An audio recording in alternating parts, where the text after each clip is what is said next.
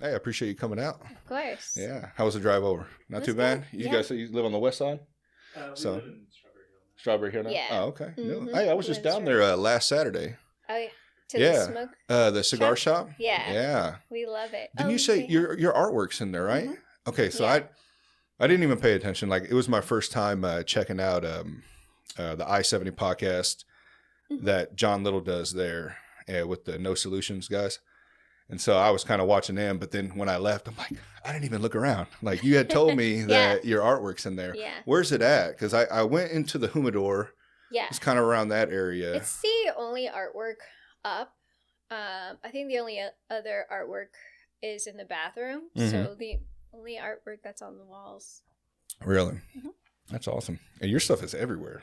From Yeah. what I've read a lot of stuff. Like, Trying. so usually the week prior when I have you on, Yeah. I'll like start diving into that stuff. And I'm Yeah. like, what do you have like 30 something murals or 12, 15 something murals or something like that? I should All over really the city? know that. I guess should they really maybe give know you a little that. more time to prep. Yeah, I don't know. Sometimes I forget. Mhm. I'm just, yeah, that's how it is with Yeah. commission pieces. Or sometimes I'll run into my old work. I'm like, oh yeah. Yeah. Yeah. That's For fun. me, like paintings are like staples of like where I was at that time. And I was like, oh yeah, I remember that. Mhm. Yeah. No, that's Weird. awesome. That's cool though, because whenever you drive by, you're probably like, I did that. That's pretty Mhm. neat, you know.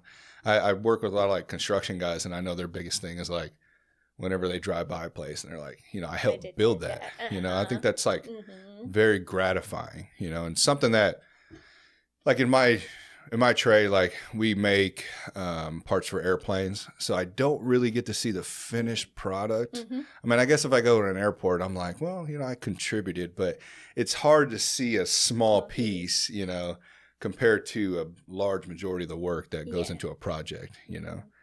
Mhm. But no, man, that's awesome. I love the studio. We were there. What was that, like 2-3 weeks ago? Yes, that's a week ago. Yeah, about 2-3 weeks. Right? Okay. It's been a while. Maybe. Yeah, I don't know. might have been a little bit. Yeah. Yeah, it was great. I met one of your other artists there. Mhm. Oh yes, Mo. Yeah, he's awesome. He's really cool. Yeah, his paintings are really nice. Incredible. Yeah. How long you guys been there? So we've been there for a year. I Mm-hmm. got my keys March 14th. But we didn't open until June of last year. So yeah, we've been there for a year now, and it's been awesome. Yeah. It's been really cool. We love the West Bottoms. I know it's a great area, isn't it? Mhm. It's something about those like old industrial areas. I know.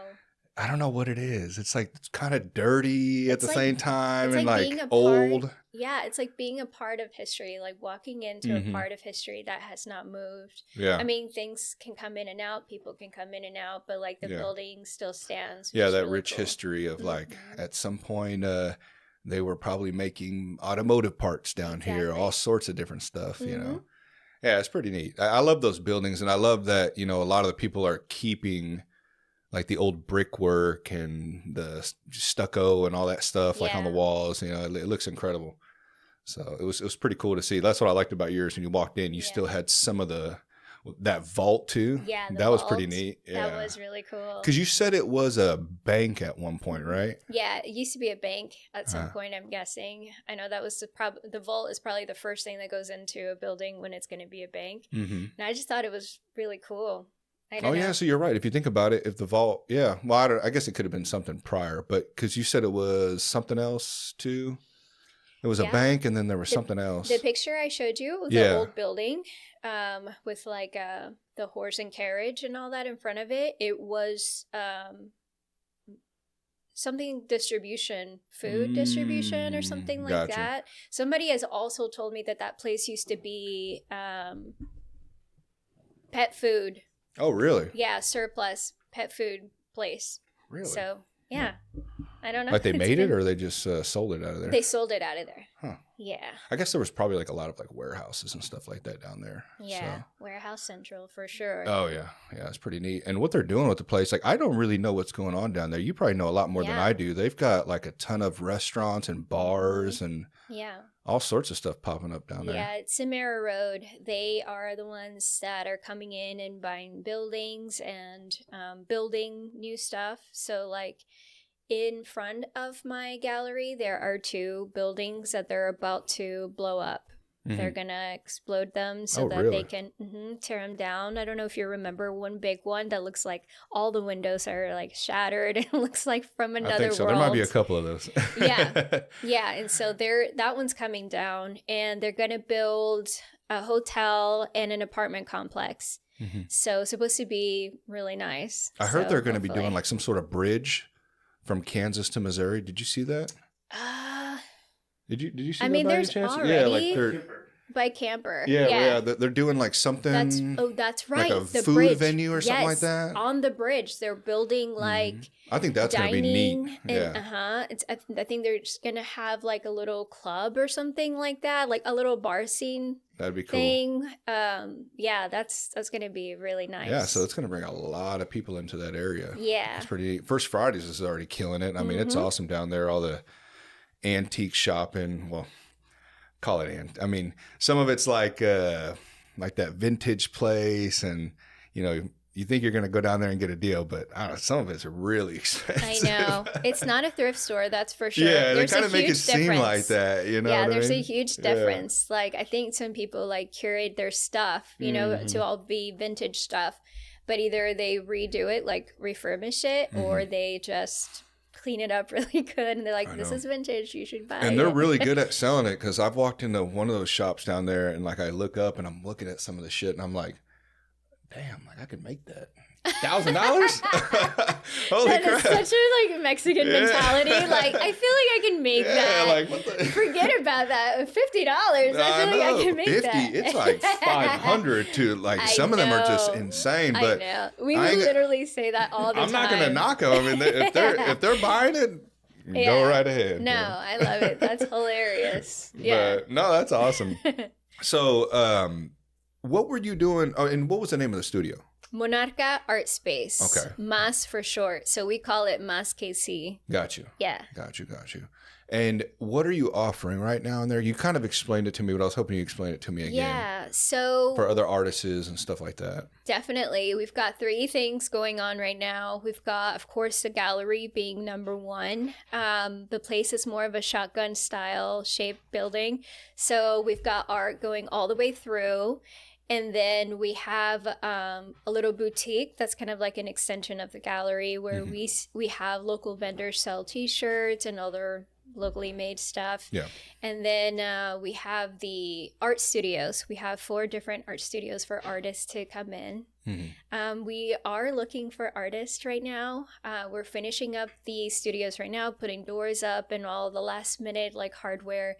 But yeah, we're looking for artists. So you're trying to give them like a space to where they can kind of like get away from the house and all that stuff and kind of get into the zone and do what they do. Most artists work out of their house. And so I guess this is an opportunity for them to have their own space where they can create.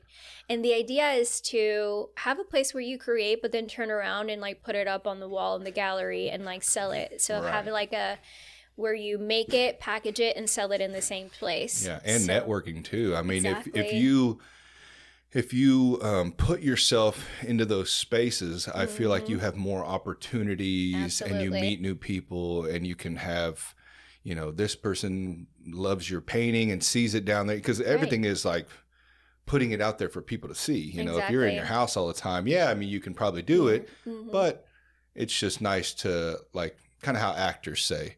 When they're from a different state, like the Midwest or something like that, and then they go to California, they're like, oh, they're all about what I'm trying to do. And when you put yourself in those circles, that's when everything kind of starts to take off for some people. Exactly. So the idea is like to have 4 different artists and have that camaraderie, again, like with artists around artists. The walls are see-through. So that's for the light to come in from the back all the way to the front. That's important. Yeah. Light is super important in art, no matter what kind of art you do. And so if you are looking across, seeing somebody else doing work, you're more motivated, like, oh shit, let me get started on mine, or let's get going. Yeah. So it motivates you to keep going. So it's not like a contest or anything. It's like friendly competition. Yeah. And it's just, you kind of motivate each other to just keep working, Right. Or if you see an artist there every single day, like, man, that guy comes in every day. I should start doing that. Inspiring. Yeah. So it's kind of like to inspire each other, or even talk to your neighbor and just be like, hey, can you help me with this? Like, what do you think about it? And kind of critique each other's thing. I'm not saying that should happen. That's just how I envision working with another artist beside another artist. Good constructive criticism. Yeah. Right. And even me, like when I'm editing the podcast, I can only do it for so long at the house. Like I go to coffee shops, get out, like, you know, be around people, you know, and some people are just naturally introverted, which is fine. But I think a majority of people kind of would like that separation from home. So that's awesome that you kind of offer that. That way, home is home, studio is studio. Exactly. You know, you don't kind of cross those lines. So definitely. But no, that's awesome. That's awesome. What were you? So did you have a spot before this? Or? I did. I had a spot. It was off of Broadway Boulevard in 8th. Okay. So it's in the Garment District, right downtown. And so that's kind of how it all started. That's where Monarca Art Space was born. And I call it my trial run. That was my trial run for sure. That was my practice of like what I wanted to do exactly. So even in that first space, we had a gallery like we do now, but we also had art studios for artists. We had 5 spaces. We had 5 spaces. And so same thing. We had the same thing. I filled up the place with artists that had, you know, different art styles, which was really cool. And I actually had a guy doing a podcast as well in one of the studios. Yeah. And so that was really cool because he had different artists and everybody, different individuals from Kansas City. That was really, really cool. So you got to see them come and go. And whenever they were there, they were looking at the art. That was really cool. That got to kind of mingle with them and talk. Yeah, that's cool. Brings more people in. So that was really cool. So, unfortunately, the whole building got bought.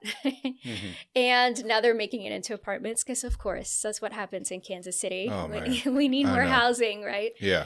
And so, I had a real estate friend. Her name is Selena. Shout out to Selena. She's awesome. And so she helped me find a place. And I love the idea of the West Bottom. So I'm like, it's so artsy. Like it's up and coming. And I wanted to be part of that growth.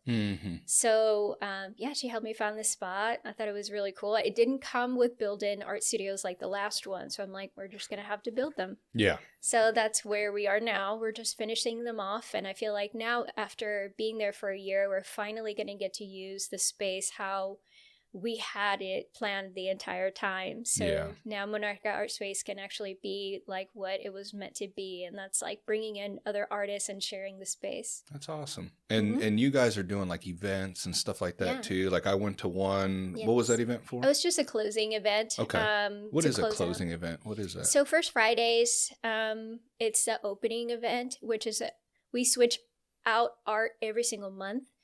We curate. Danny and I curate the show, and we have about 6 artists almost always participating. And then First Friday is the opening of that show, which is like the first time that anybody sees the whole entire collection come together, the whole gallery fixed up with the 6 different artists exhibiting. And then we don't really do closing shows very much. That was kind of like a rare situation, but I really wanted to celebrate Black History Month. It is the shortest month, and I was like, let's just have 2 events. Yeah. So we tried doing that.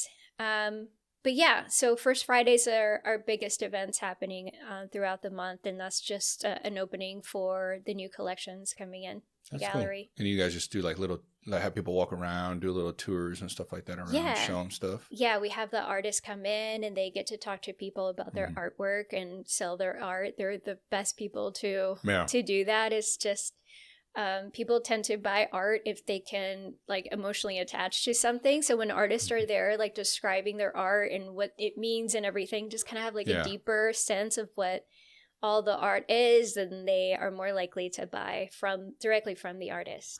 And I know what you mean by that, because like I had an uncle, Ruben Garcia. He was an artist here in Kansas City before he passed away. He got me into art when I was younger. He used to do like these little cartoons for the paper and stuff like that. And so when I grew up, I used to draw all the time.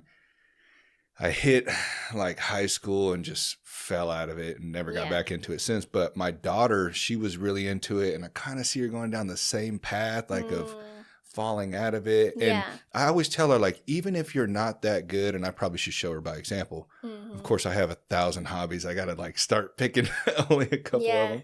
But like, even if you're not that great, I think it's still like therapeutic. Oh, absolutely. You know? Like those coloring books they offer and stuff like that, you know, it kind of lets you get away out of your mind and just focus on something, you know.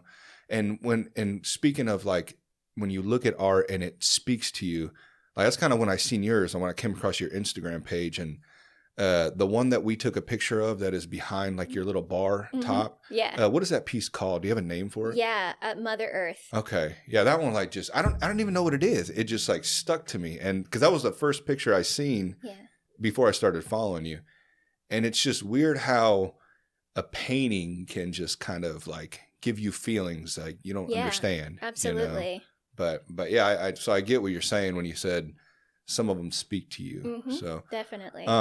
What type of art is that? Like, can you describe that to me? I kind of want you to like, I think I've read some of it that you've talked about, realism mixed with a little bit of surrealism. Okay. So, yeah, I'm mostly a portrait artist. That just means I just draw people and people's faces and stuff like that. I think that it's just more obvious emotion to kind of like call out right away. So I really love doing portraits. And so the surrealism part, it's all of the colors that I use are they pop, you know, very obviously olive pink and like bright blues and yellows and all of that. Like that's what makes me happy. And it's all painting, right? Right. It's all painted. So I use acrylics and oils. Gotcha. When I do like the complexion of the faces and stuff, I mostly always use oils. It makes sense to me in my head. We have oils in our skin, and that's what makes our pigments and everything. So same thing with oils. And then the surrealism part, I use acrylic, which is more like a drier. It's like a latex paint. Okay. It's water-based, but it's a latex, so it's super bright and it dries super easy. With oils, that's not the case. You still have time to change your mind if you wanted to with oils. Okay. It takes forever for it to dry. I mean, there's ways that you can speed up the process by using finishes and stuff like that and try to dry them out, you know, faster that way, but that's just the only two difference between oil and acrylic. So those are the two main things that I use. The one you saw, I actually painted on a piece of wood. So it's like a wood panel. And so I really, really like using or painting on wood. I should do it more often, but I just feel like I've sold everything that I wish I kept the paintings that I love the most. I really do wish. But those are the ones that sold? Yeah. I don't have it. I mean, literally the two paintings you saw are the ones that I have left. Oh no, I have 3. There's one by the bathroom. Yeah. So I have 3 paintings left to my name of originals. But that's cool. That's awesome. Yeah. Better than they're not selling, right? Yes, absolutely. Yeah, absolutely. So did you keep those specifically? Like you wanted to those were yours? No, they've actually made their turns into galleries, but yeah, it just for some reason they haven't sold, which really? I'm kind of cool with that. It's okay. Somebody better buy those. Yeah, well the thing is that if I wasn't broke, I'd buy them. I price them up. If I love something, I'll price them up, and if somebody's willing to pay for it, of course they get to buy it. I mean, how long have you been doing this for? Forever. That's what I'm saying. So, I mean, it's worth, all the time. You know, it's like a tradesman. He's like, you're not paying me for my work. You're paying me for my knowledge. Exactly. You know? So he acquired that knowledge over 10, 20 years, you know, the same with you. You acquired it over a certain amount of time.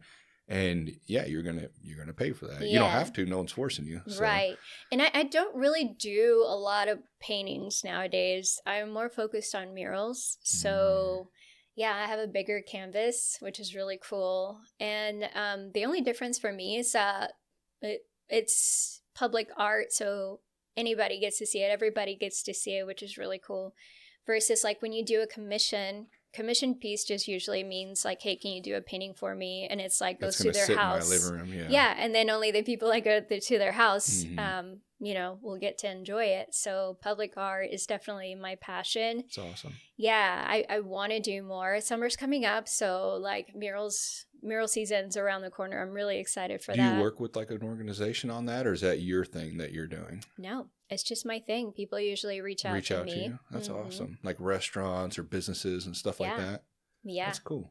And how much of a like more difficult is painting something at this scale and then something at this scale? It's I mean, crazy. I could imagine it's like you start over here and then all the, you know, I'd be scared to get to the end and you're like, everything's off, you know. Like, of course, you're the professional, but like, is it kind of intimidating exactly the first time you did it? Yeah, it's always intimidating, but that's what I like about it. It's like a real challenge. Yeah. So it's like when I can do a painting in like an hour, I'm like, oh, the adrenaline finishes too quick. Right. Because for me, it's like problem solving. You have to make it look like the picture and you have to get it to that same color. So it's all challenging. So I like the drive, you know, or especially portraits. You have to make it look like the person or else like, who's that, you know? And I couldn't imagine the prep, like all the different colors and stuff like that. I'm sure you're having to mix stuff and, you know, you mix this for this portion and then you need more for this portion. It has to match. And absolutely, you're dealing with the sun, with the light, you know, the elements. I mean, there's so you have much. No idea, especially when you're working on a big building that's like 3 stories or so, and you're like on not even a scaffold, like on like a lift. Oh. The wind swaying on being on the lift, even just like 8 feet, starting from there and up. Like everything gets exaggerated. If it's hot, it's extra hot. If it's windy, you are moving and swinging and shaking. If it's cold, it's extra cold. I've worked in every single element at this point. Absolutely. And so it's just, it's hard work. It's hard labor work. And those lifts aren't cheap either. So you're trying to like get going and stuff like that. Cause you know, that stuff's expensive. I used to be a project manager at a company and I used to have to rent those. And I mean, just the amount of money for like a week is just insane. You know, you're talking like thousands of dollars, you know, on some of those big lifts. But yeah, that's awesome. So, so with those murals, like what's one of your favorite ones that you kind of sticks to you that, cause I seen, one of yours on, I have a motorcycle channel called Mid-Map Moto on YouTube. And I actually had a picture on one of my thumbnails of the the one in the West Bottoms. Yeah, the one in the West Bottoms that they do the kickbacks at. Yeah. What is that one called? It's called something. It just says "Welcome to the West Bottoms." Does it? Okay, I thought it was called like something railway or something like that. Maybe I'm wrong. I'm thinking of something else. But I seen that and I was like, damn, I was just looking at it. I'm like, this is so awesome. Yeah. And it's funny because now that I met you, I remember seeing that name because it was such a unique name. I've never heard of that name before. And I seen that on the wall, and I actually took a picture and put that on the thumbnail. It's kind of funny how the world comes, and then you're sitting on my podcast. You know? No, it happens all the time. I'm totally cool with it. It happens all the time, and I like when I finished it. I initially did not put my handle on there. It wasn't until like I was done, and I was like, I should probably put. I mean, a signature is not enough. And my website's like not even updated. So I'm like, let's do something. Oh, you actually have like your stuff on there? Like not just your signature, you have other No. I don't remember. It's been a while since I've been down there. It's just my signature. So I was either gonna put like my website, and I'm like, oh, I'm really bad at updating that stuff. So I just put my handler. I put the Instagram handler, and so I get tagged all the time, which is really cool. I love it when people like take the time. I'm learning this stuff too. Yeah. So like when I started that channel, I think that was like at the beginning of last year, and it's been an ongoing figuring out how to mention people and you know, post, like sharing their stories and like you learn all that stuff as you promotion. go. It's the best. But then it's like sometimes am I doing too much? Like you know, am I bothering enough. people? Never you know? enough. Seriously, if anything that we could reshare, somebody giving you props or like whatever, mentioning you in any way, like that is like content that it's free content you didn't create that you get to share about you and or we're your all business helping or each whatever. other. Exactly. Yeah. So it's like important. And that's what I'm trying to figure out now. And also trying to remember, because when you're in the moment and you're doing all this stuff, it's like, oh shit, I forgot to tag, like, or I put this up. Like if I would have known that about your painting, I would have put that on there. But at the time, it's like I didn't know. And now I'm getting better and better and better at it. That's the cool thing about public art.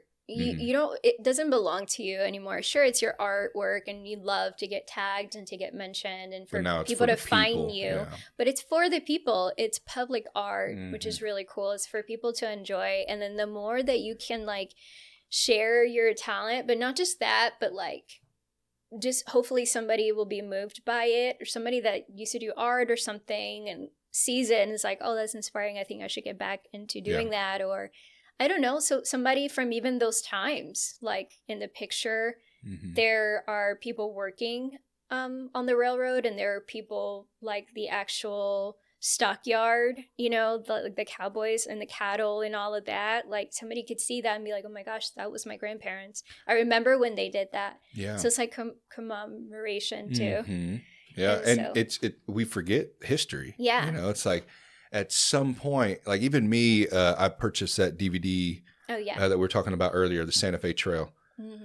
I mean, I'm sure I learned some of that stuff in high school and middle school about Native Americans and all that stuff. But to see something directly that impacts home, seeing Missouri and Kansas City and like even Kansas, them talking about Topeka and all these other towns in Kansas, learning where their names came from, and the Native Americans, the Kaw Indians, or the Kaw Nation, I think they were called, and the Shawnee and the Cherokee, and just the photos. I mean, from so long ago, and then you get to like, just kind of your imagination's like, holy crap, like this wasn't all just brick and mortar. Like at one point, like it was these mud huts, round mud huts and teepees and stuff like that. And it's insane. And then like how they lived off the land and stuff, and you know how the settlers came in and created that trail, the Santa Fe Trail, and it's just awesome. And then when you see that painting, it's like it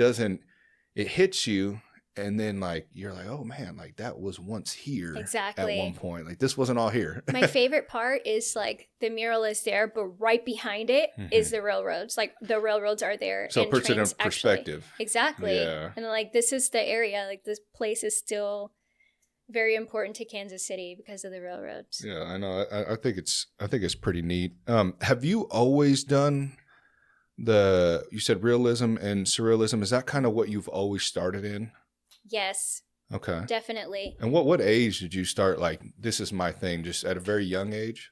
Super young. I was always like that kid, that bratty kid that would like draw with magic markers on the wall, on the couches. I mean, I was a menace for sure. But now I tell my mom, see, I was just practicing this whole time. I knew I was going to be a muralist. That was just my beginning point. Now she thinks it's funny, but no. Yeah, back then it's not. Time, my daughters have drawn on the wall all the time. Yeah. And it's like, you know, dad has to fix that, right? Yes. So I was that kid for sure. Yeah. But I was always really quiet. I was always really to myself all of the time. I have an older brother. He's 6 years older than me. He played soccer. He played everything. He was the sports guy that we would always go to his stuff, and I was just kind of just left to chill. And so I was always drawing. I was drawing people or drawing cool letters, or I would just like create like monsters and stuff, or just kind of use my imagination. Basically, if you just wanted me to chill, you just give me like a piece of paper and like a pen, and I'll be fine for hours and hours. Just doodling all day. Yeah, my mom would forget that I was there. She's like, oh yeah, come on.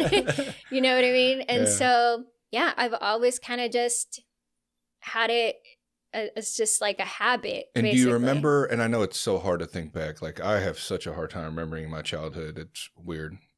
I've had a lot of concussions. So maybe maybe a lot of my memory's been wiped. But do you remember at all, like what, like, was there a person who impacted you on that? Like you looked up to somebody? Art? Yeah. Yeah, definitely. And maybe an artist that you grew up seeing, or maybe someone in your family? Yeah, nobody in my family that I know of is like creative in that way to like drawing and painting really. But definitely growing up, I had a best friend, Erin, and her mom. She was my hero. She was like my second mom, and she was an art teacher, and she taught art to kids, but also to senior citizens. Mm-hmm.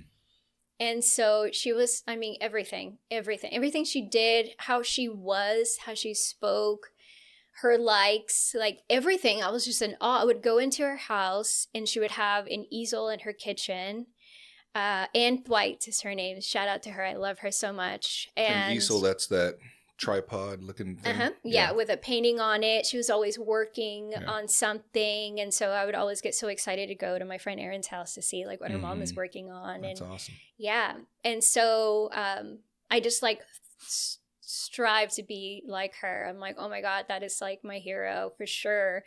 It's so funny because I grew up to be an art teacher and like not intentionally, like it just happened, an opportunity. What was it that stuck out to you? Just the calm, just in your own head, like her just relaxed drawing? I mean, I think it's because it showed me an opportunity of what I did on a daily basis in a bigger scale, and a more important scale it was for me in my eyes. And so who you could be. Yes, exactly. Like who I could be. Like she was an actual living artist. Usually the artists we learn about have passed years ago. And, you know, so you can't really relate in a personal level. And so in my art classes, I thrived in all of my art classes. That was like my favorite, right? But I wanted to do more than what I was like being taught at school. And there were no art classes. Like I mentioned, Anne was only teaching either kids or senior citizens. So she enrolled me in the senior citizens class. And that's when I learned how to like use oils and like different techniques in watercolor. And I was like the youngest kid, obviously. I was a kid and with senior citizens. And I wanted to challenge myself to be able to paint on their level. Because if you really think about it, it's such an old concept to paint on a canvas, really. Right. Yeah.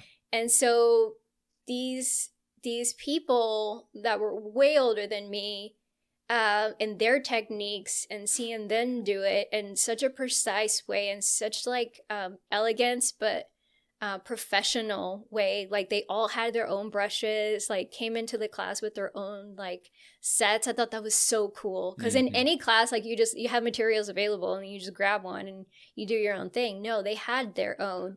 But was it like a hobby for them? Is that what that was? Or were there actually some of the people were actually professional? Some people were actually professional working on their piece and they would bring it to class for a critique so Anne can help them like with their pieces. So they're kind of in a sense training. Exactly. In those classes. Okay. That's awesome. Yeah. And so I guess I never thought of that. Like you guys literally have to train. Like if you definitely. stop drawing, you're going to not be as good as you got to keep that repetition up. And right. Yeah. Okay. It's so true. And I always say you draw and like you paint, or you write the same exact way that you did the last time you did it.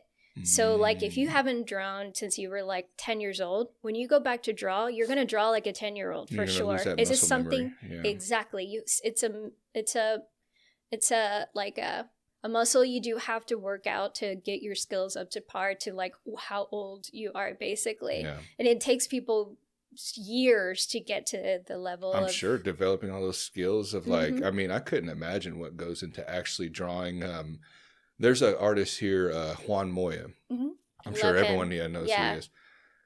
And I watched some of his paintings, and I mean, they're incredible. I mean, how realistic they look, and even in the tattoo world, a lot of it's filters. Let's be honest, but they're still amazing tattoos, even without the filters. I've seen some of them in person. I mean, it's like the guy who does mine, Raul Garcia. It's just incredible. He is. Yeah, at what he does. I love him so much. Yeah. Oh man, the piece on my arm. Oh my God, like he did great. It's really it's really old, so it's kind of faded right now. And I don't take care of my tattoos, but yeah. And then just like in the games, developing so much in the tattoo world because everyone's just getting better and better, and then artists are being able to buy the equipment. I mean, I'm sure the equipment's probably more affordable nowadays. You can get them on Amazon. Yeah, exactly. I have a buddy who's doing that right now, and he's incredible. And, they're able to use their art, being an artist too, and then converting that over to tattoos. So like seeing all that competition right now is kind of pushing everyone to be better and better and better. I mean, I don't know how they can get any more better than some of the stuff I've seen. I'm sure it's like that in your world as well. Like the art, I'm sure is just, if you look at the past and up, it's just getting insane, how awesome the pieces are getting. But definitely. And then also too, there's a lot of different styles too. So it's kind of, I guess I gravitate to a couple of different ones. I really like the realistic art, like what Juan, I think he does some of that. Yeah. Where it's just like, looks like a person on that paper. I don't know how the hell you guys do that. It's insane. Just tricks. Yeah. It's all tricks. I'm sure it's a bunch of different, like an illusion. I've tried to do that before, and I'm like, oh, this looks like a stick figure. Yeah, that's so funny. So when I was teaching, I've had some tattoo artists in my class learning how to shade, and it's just like the very basic stuff. So they're coming to you to learn and incorporating that, and that's neat. It doesn't always translate, especially if you have a particular style. Sometimes it doesn't translate. It is a completely different skill from a machine that's vibrating in your hand and trying to getting a straight line or trying to shade is completely different than actually drawing on a piece of paper where you're still, and that could be, you have a lot more control over it. Right. And so, different tools, like different even. I'm sure different. I'm going to act like I know what I'm saying. Like I don't the know, needles. But they have different needles and stuff like that. But you guys also have so many different tools. They're kind of limited to a couple of different needles and a tattoo gun. That's it. So I'm sure it's probably difficult. Yeah. And you're working on a live canvas too. So that's got to be. And that's bleeding, and that's like. It's completely crazy, but. For the drawing part, there was some artists that were sent to me by the people that they were teaching, like their mentor. You have to go back to first level. Go back and do some drawing classes. Go back and do some shading. Go back and do, if the letter is your thing, go back to doing that on paper first. Get it right. And these were working artists and didn't know how to like shade with a pencil. And I'm just like, oh my God, that's like... their stuff kind of looks two-dimensional. Yeah, and that's cool. There are tattoos that are like that, but if you're doing realistic stuff, like you might have to go through that stuff. So I always encourage anybody in any kind of level to keep practicing. If roses are your thing, do roses till you die. Like work on it every single day and do the best rose you could do. Everybody gets a rose. I got a rose. I'm just saying, like, whatever your thing is, tattoo you can always die out. Exactly. Yeah.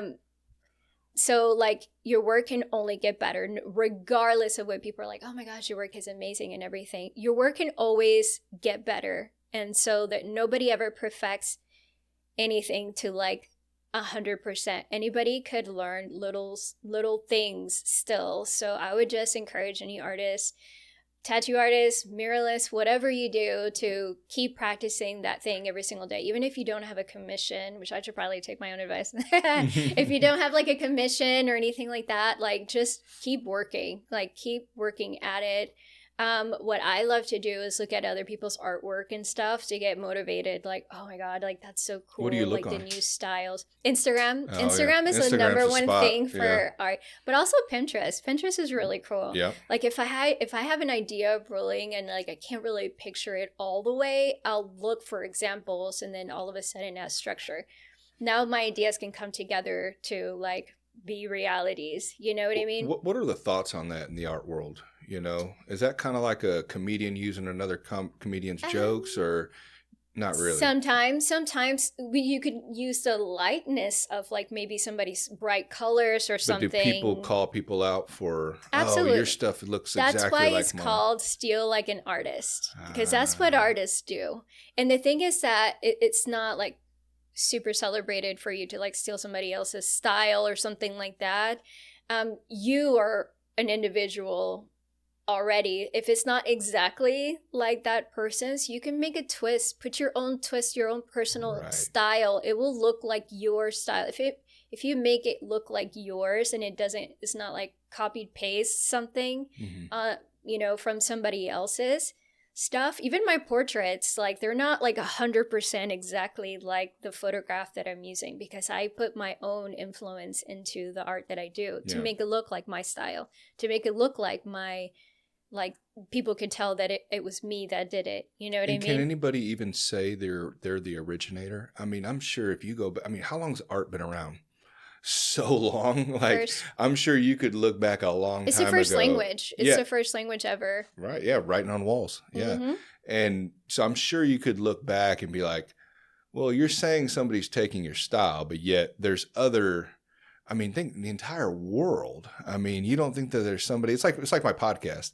I'm not doing anything different. I do it my way. Exactly. But I took a lot of pieces from podcasts that I love. And I'm like, I like how he does it. I like how his setup is. I like this. And then you make your own. Yeah. Could it be considered, well, it looks just like that. Well, yeah, we're all going to take good qualities from different things and make it our own. Yeah. You know what I mean? So, right. And you can only, I mean, especially with nowadays with everything's such available to everybody. Yeah. It's going to kind of things are going to start kind of looking the same. I mean, I don't know. I don't think people should get so hateful or upset about that. I think if you're doing your thing and they're doing their thing, I mean, let's see where it goes. Yeah, to a point, because I can't encourage someone to like fully take somebody else's idea. Mm-hmm. For example, it takes a really long time to like compose something original that you feel like it's original, you haven't seen before. And so as long as you can feel like it's your work, and it's not like fully somebody else's work. Like the exact same. Yeah. Exactly. Like okay. you don't want it to like, that's not great. That's not awesome. No, I get it. And that. So, but yeah, it happens everywhere. Like Kat Von D just got sued for, or not just, I think it was a year ago or something, but she was going to court because she used somebody's photograph and to tattoo that photograph onto somebody else's body.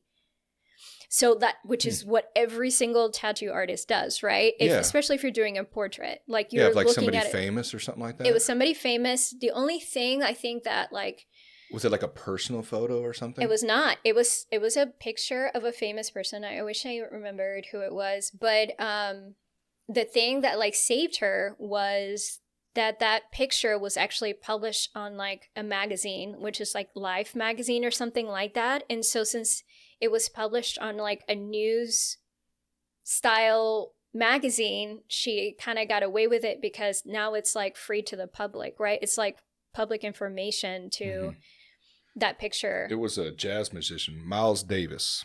That's what this says. At least the New York Times says copyright trial. I guess she won that legal battle though in federal court. Yes, so. I think that's the reason why she won it. That was just in January when that got published, so she must have been dealing with that for a while. Yeah, and so I think I wonder if the family went after her. I don't know if this guy's dead or not. I have no idea. He looks really old in the portrait. I don't know if it was a photographer. I think it was a photographer who sued her. Oh, and so it's like, if I take a picture of you and then somebody uses... Like that's their photo? Basically. Yeah. Basically. Okay. So if I go and take a picture of you now and I post that somewhere else, or somebody finds it and does a painting of that exact picture, like that, I could get in trouble with that person. Right. But with tattoos, it's like... It's a moving canvas. Yeah, you are making an exchange to like make money off of that picture, but it's like everybody does it. Yeah, how many people got probably Disney characters on them? Exactly. Or freaking celebrities on them. Yeah, but I mean, you could say that with art, you don't really have a logo. The art is the brand of the artist. And so that's where it's kind of like gray area, really. Especially if you're like in the same city, and you're kind of taken away from them. Exactly. That's why we can't use like logos when I do like a Chiefs painting or something like that. I can't use their logo, and I can't use like the NFL logos or anything like that. Yeah, that's a huge lawsuit waiting to happen. So you can, because I see a lot of paintings, like the guy that I met at your studio, he had like a Travis Kelce and but none Patrick of the jerseys Mahomes. have a logo on them like that. They just have the AFC, or what is it called? The patch? The AFC. So you can use that. Dang, I knew something. Yes. I'm not like a football person, so to get that right, I'm like, yeah. That's funny. Anyways, so that's the only difference. It's just the like logo and trademarks and stuff like that. So that's why I'm saying like I super don't encourage somebody to take from that painting, because you don't know if those paintings are trademarked already. You know what I mean? That's got to be a fine line there. Like you have to comb through a lot of stuff. Yeah. I mean, I'm sure that painting could be out for years, and all of a sudden somebody sees it and then boom, hits you with a lawsuit. Ugh. Yeah. That is not fun. It's not. It's not. So. Yeah. No, that's cool. Going back to your childhood though, so that's where you found your inspiration. When did you start like seeing, okay, this is a thing? Like, did you do like classes and stuff like that going up through like middle school, high school? Yeah. Throughout my entire, except for after high school, like I just kind of knew that's what I wanted to do, so I didn't go to school for that or anything like that. Oh, so you didn't go to school at all for this? No, for art. So this is all just self-taught, learned from a lot of other people. Yeah, cool. I definitely took some classes, like community classes and stuff like that, but I just knew that I would lose my style if I continued with the traditional way of classes, doing like getting traditionally trained with oils and stuff like that. They're very precise. They're very precise and like, do this exactly and make it look like that. I feel like I was going to lose my style by perfecting something that I feel very comfortable in. So, I mean, I don't know. I don't blame you for that. I mean, I think, honestly, I'm not saying school is a bad thing, but I do agree. It's like when you go to college or when you go to these schools, it's like, you're going to do it our way. You're going to think our way. We're going to teach you this way. You're going to mimic this way. And then you're going to teach other people as you get out of here the same way. So I could understand like why you would think I'm going to lose my style or, the way I do things, and just kind of keep it there. And honestly, do you have to go to school to learn that stuff? Right. I mean, how many artists are out there self-taught and learn from other people around them and stuff like that? So no, and I don't knock that at all. I mean, no, I'm not. If it works for you, education for sure is super important, and so I think that's why to this day I call it like realism with like a surrealism to it, just because I like put my own twist on what I feel like is realistic to me. Yeah. So. Yeah. And I'm not knocking it. What I'm saying is that, like, I don't think it's for everybody. Yeah. So right. Don't think just because it's not working, don't keep banging your head against the wall saying, why isn't it working for me? It's just some people it doesn't. We're not all made the same. We all have our own paths. So try something else. And that's what you did, and it paid off. So I think that's pretty awesome. I just feel like I've just always been an entrepreneur at heart. I've always known that I wanted to do a career out of it. Right. And a lot of schooling does not teach you or prepare you for the real world, especially with painting. And it's just like curating your work to be ready for a gallery is usually, if you're not going to an art institute, is usually not very taught in the outside world. So artists come out not knowing how to price their work, undervaluing everything that they do. And then when they feel like they're overpricing, they're like, that's why it's not being sold, because it's so overpriced. You just haven't found the person that has appreciated that value. And those art institutes, I'm sure, are very pricey. Super pricey. Yeah. Oh, what's the thing about artists is a lot of them are broke. They all come from. That's the concept. That it's like my thing. I didn't want to be a starving artist, and I tried everything to make sure that I stayed away from that. And I felt like my talent should be paid for. And so what I did is I started super early selling paintings. Got you. And so I think you said you saw the podcast that I just did, and I told the story about when I started selling paintings. I was like 13, 12 years old. Yeah. And so that was my first opportunity, just to in case nobody else has saw it. I've said this story so many times. My boyfriend's over it. But anyways. Just one more time. One more time for Maybe, the yeah, solid. right. After this, she's going to have probably 3 more podcasts. Just be on your phone. It's fine. So I started selling paintings when I was like 12, 13 years old. I'm originally from East Tennessee. I grew up there.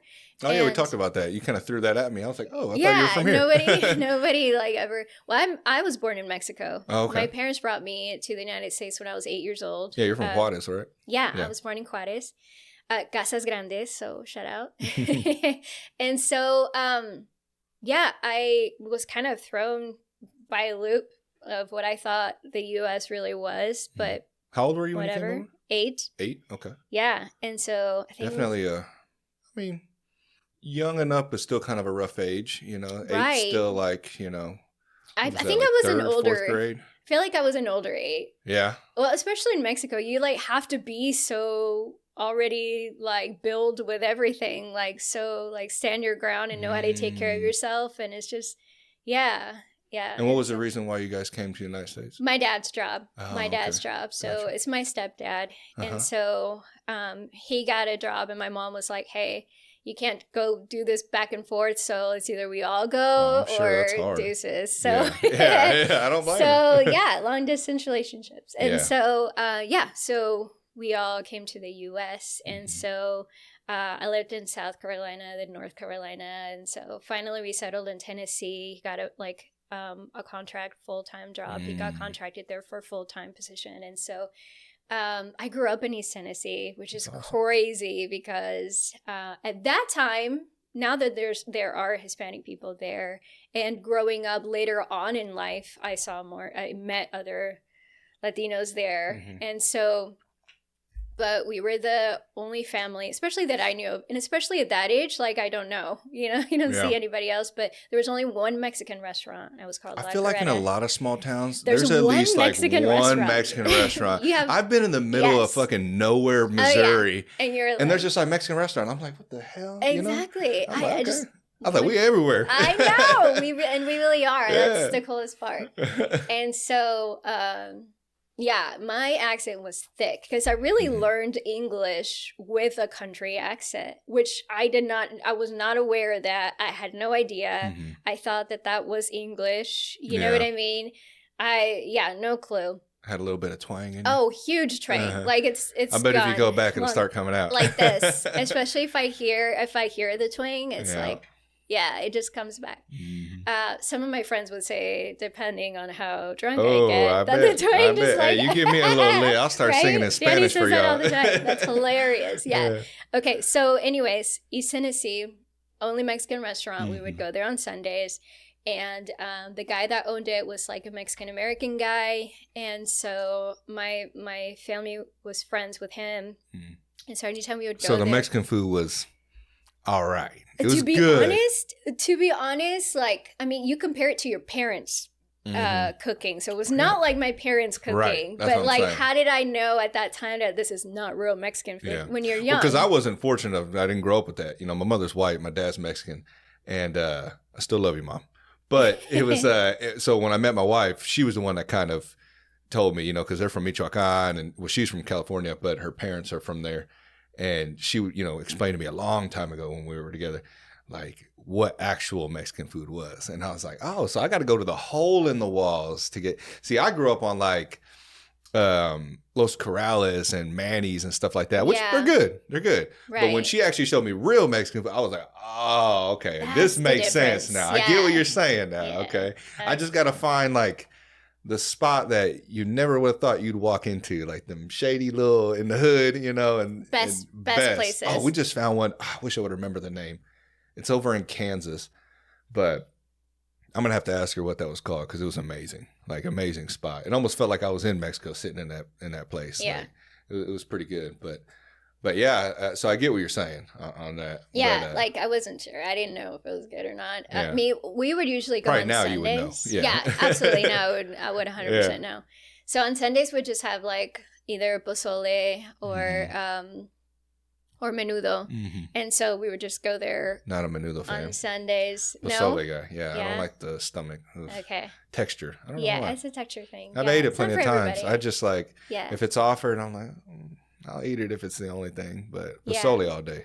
Did you know that that's a native dish, like from the indigenous people? Really? Mm-hmm. I didn't know that. Yeah. So it's very traditional. It's one of the oldest, like, both of them Mexican. are just menudo? Menudo. Okay. Yeah. I didn't know that. So, anyways, okay. So we go there. Hey, on this podcast, we go all down all sorts of rabbit holes. So don't feel bad. That's funny. No, this is natural to me. It's fine. This is natural. Okay, so the Mexican restaurant had all these pictures and images of like the Mexican guy like passed out with a big sombrero and the tequila donkey. Bottles and the donkeys and all of that. And it was just like repetitive of like this just like drunk people, you know? And so I always thought like, we're the only Latinos here. Like, I don't want my friends to come in and think that my dad was like that, you know? And so finally I told my mom, hey mom, I'm about to say something. Like, I'm going to say something like kind of troubling. How old were you? I'm telling you, I was like 12 or 13. Oh, man. Yeah. I'm about to say something, Mom. I'm about to say something. Get ready. She was totally fine. She was totally fine. She's, if you met her, she's very outspoken. She's very outspoken, and she's always like taught me to be outspoken. That's awesome. Like I said, ever since I was very young. It's a good supportive system. Definitely. Yeah. I'd always been super quiet.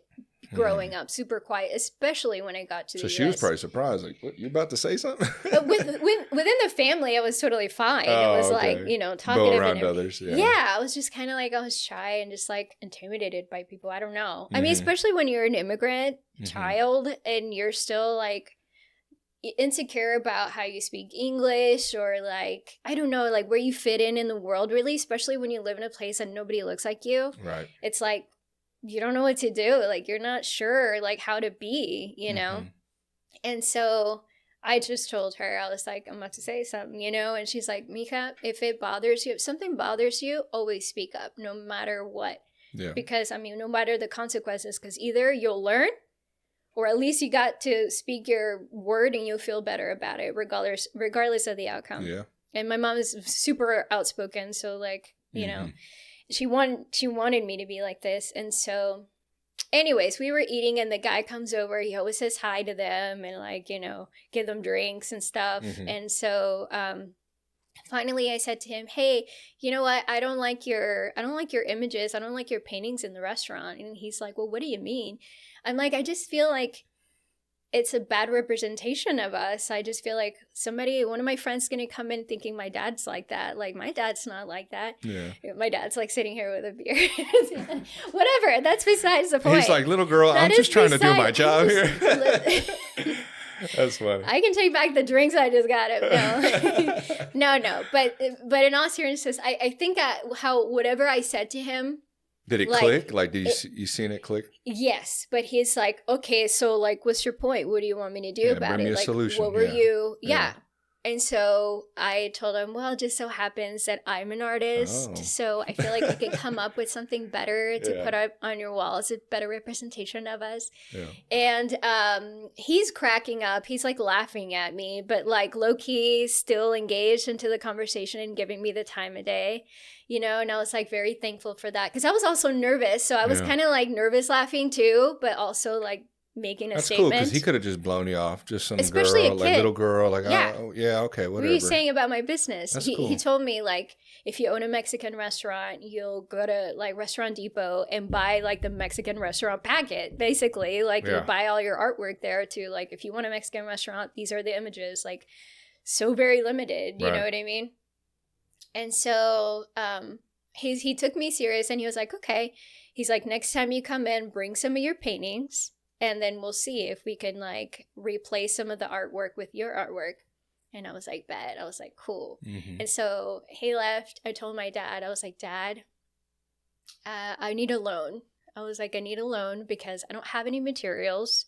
I need a library card, that's how old I am.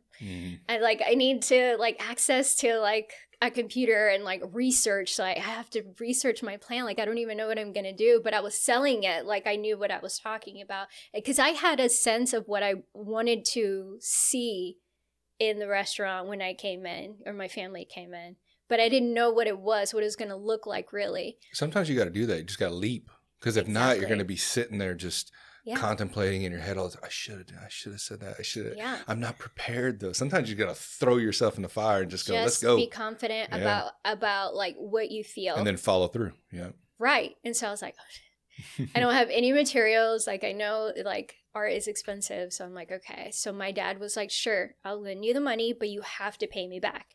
So if you don't sell those paintings, I don't know what you're going to do. You're going to have to get a job or something and like be able to pay me back. And I was like, oh. So you were going to paint on like a canvas and just have them hang. So not on the wall. Right. Okay. Gotcha. Yeah. And so I got in the library, but that's when I discovered Frida Kahlo and Diego Rivera and so many other Mexican artists that to this day I look up to, you know? So that was the beginning of like searching for artists that were Hispanic like me, you know, and I learned so much about my culture. Like I've never been to Oaxaca in Mexico. I was brought here so young, you know, and I'm a border baby. So it's like, it's not like I lived in the deep city of Mexico or anything. It was very like Anglo. It was very like, we had English channels. Like we had NBC, we had PBS. You know, Barney was on, you know, even though I didn't understand them, like I still had a concept of like what the US was really. Right. And so that opportunity like gave me the chance to like really search for what I wanted to be, like what I wanted my paintings to be through the artists that I was like searching about, reading about. And so, that was like my time to kind of like build my artistry that to this day it still stands on like the research that I did on that moment for that project. And so I did 6 paintings and I was super proud of them.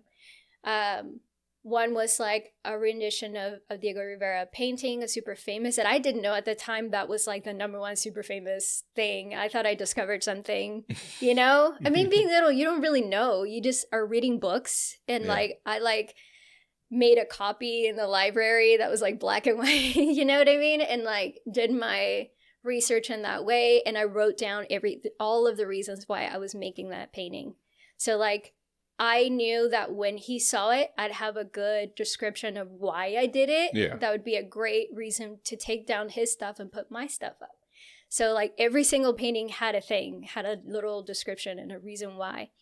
And so I didn't know that to this day that you actually do that to paintings. You make a label. Like a little backstory to them. A backstory, like a title, and sometimes it'll have a quick description.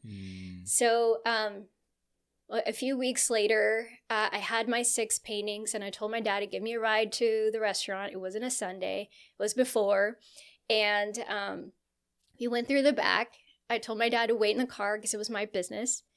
And I had all my paintings.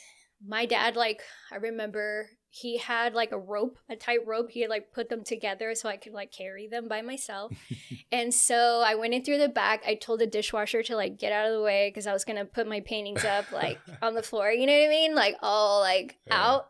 So I told one of the guys to go get the manager because I had a meeting with the manager. Oh, nice. And so just straight professional with this. Okay, I was bold. And so a guy came and told him, hey, there's a little girl here that says she's got a meeting with you or something. Like she seems pretty serious. You should go and check it out. Yeah. Stop traffic. Yeah. But all the other people are just looking at the paintings. Like I remember their faces, which was like super important to me now because I was looking for criticisms and like reactions in the faces to see like if it was any good, if people liked it, like I cared, you know?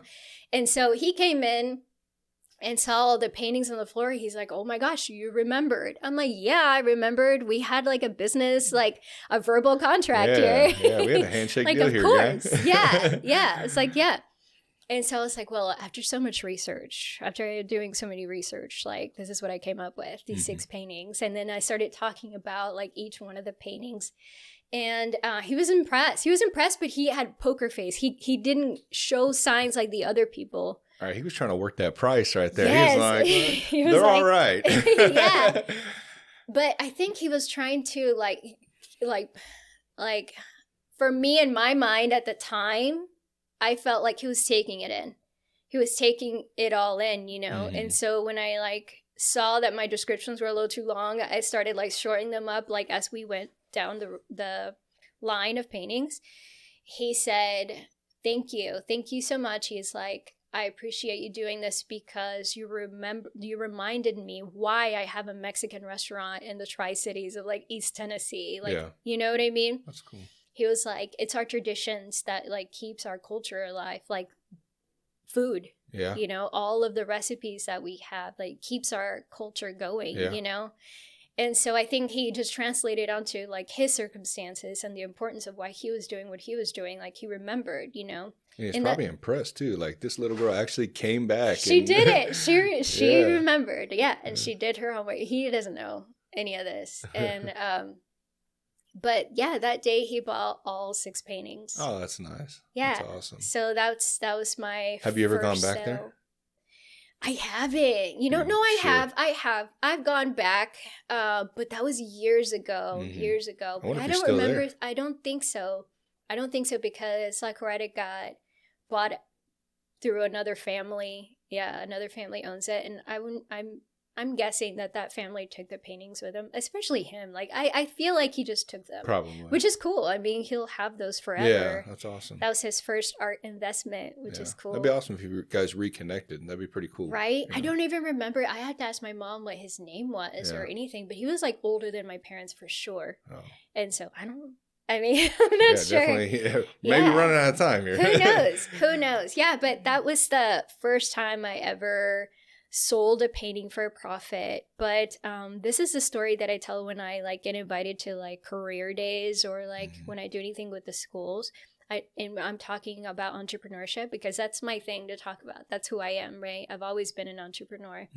And so I always saw art and career in business. I saw art and business together, and I packed them together. I've never separated them, and I think that's what makes for a successful artist is to be able to sell their work and being confident about the business side of it. Right. There's a lot of artists that sometimes they don't sell their work; they just create, and that's awesome. Props to them. Like, that's cool. You know, you get to keep everything you create. That's amazing. I wish I had that so I wouldn't forget the paintings that I do, you know. Do you ever do like multiple copies of them? Or yeah, no? like prints. Definitely. Prints. Oh, okay. So you draw it and then print them. So they're not. So I paint them and I photograph them, and then the photographs, like that's how you do prints. That's how prints. Oh, okay. I didn't know that. I was wondering about that. Photographing I know the work. Scan those things, so that's it's just a photo. Some can get scans. Oh, really? There are scanners for paintings. Yeah. Oh, that's neat. It's super expensive, but it looks exactly like the painting. But usually you can just get it photographed. It's the same thing. It's like a Xerox copy of your painting in photograph. But now that it's digital, you can get it more precise to like what it looks like, especially if it has like a thicker paint. It like has almost like a 3D texture to it. You can get it pretty good. Not that the print will be 3D, but the same texture of it, you can see it pretty good. That's pretty cool. So how long were you in Tennessee? Since elementary school. And then you moved to Kansas City? I can't remember what year I moved in. But you were older? Yes. Okay. I definitely turned 21 here. So where in I'm not going to tell you how long ago. That was last year, guys. So in Tennessee, you said East Tennessee. So where's that by? Like if all I know is Nashville, Tennessee. Yeah, so. Nashville's like 5 hours away. I'm like more like towards the middle. Do you know where Knoxville is? I've heard of it. Yeah. I've always wanted to go to Tennessee. I've always wanted to go to Nashville. We've talked about doing a vacation out there just for like the music and stuff like that. And I'm sure they have a lot of art out there too. I mean, I heard Nashville's pretty amazing. It's beautiful. Yeah. It's gorgeous. Yeah, it's very I'm sure impressive. The talent out there too, and it's just amazing. Like all the bars I'm sure they have with like local singers and bands and stuff. I definitely didn't grow up in that side of Tennessee. It was not a city; it was a town. So small town, definitely, yeah. And so, but so how was that going from small town to Kansas City? We're not really big, but a lot bigger, I'm sure, than the small town you came from. So my parents would always drive up to Kansas City, like summertime, Christmas time. We were always doing road trips here. Why here? And so my godfather lived here. Okay. Yeah, he lived here in Argentine, like right behind Emerson Elementary. And so we would always come and visit them. And then you've seen the growth of Kansas City then. I have. Yeah, it's amazing. I remember when the good mural and was bad. new. We'll say that. Yeah. It has its struggles, but it's also Definitely. neat to see at the same time. You know? Yeah. And so like the cousins, my cousins that were living there in Argentine, dang it, what is that high school there? The high school in Argentine? I have no idea. I can't remember. Not good with Kansas. Harmon. Yeah. Okay. They went to Harmon. And so I don't know. I would walk around with them in the summertime and like got to meet some of like their friends and probably felt more like home in that area, you know what I mean, rather than back at the town you were at. Well, yeah, because family. We didn't have any family. Well, and just a larger Hispanic community as well. Definitely. Down there, I was super impressed. Yeah. I remember the first time I went into a Walmart and a Mexican lady checked us out. Is this the 18th Street Walmart? Yes. Yeah. Yes, everybody knows that Walmart. Yes, it is. Yes, it is. And so she checked us out in Spanish, like saw my mom and everything. And like we both looked at each other like, they speak Spanish. Like, that's crazy. Like, I mean, obviously refreshing. we knew. We knew that. But hearing somebody else like at a store, I thought that was like huge, you know, in my book. Anyway, so my godfather always said like, hey, when you graduate, like, please move over here. What you want to do and like the person you are, you just don't belong there. You belong in a bigger city where there's people that look like you and speak Spanish, and you're just going to thrive and have more opportunities here than over there. So, I made my way over here. I got a job. I applied for Dos Mundos newspaper. Oh, okay.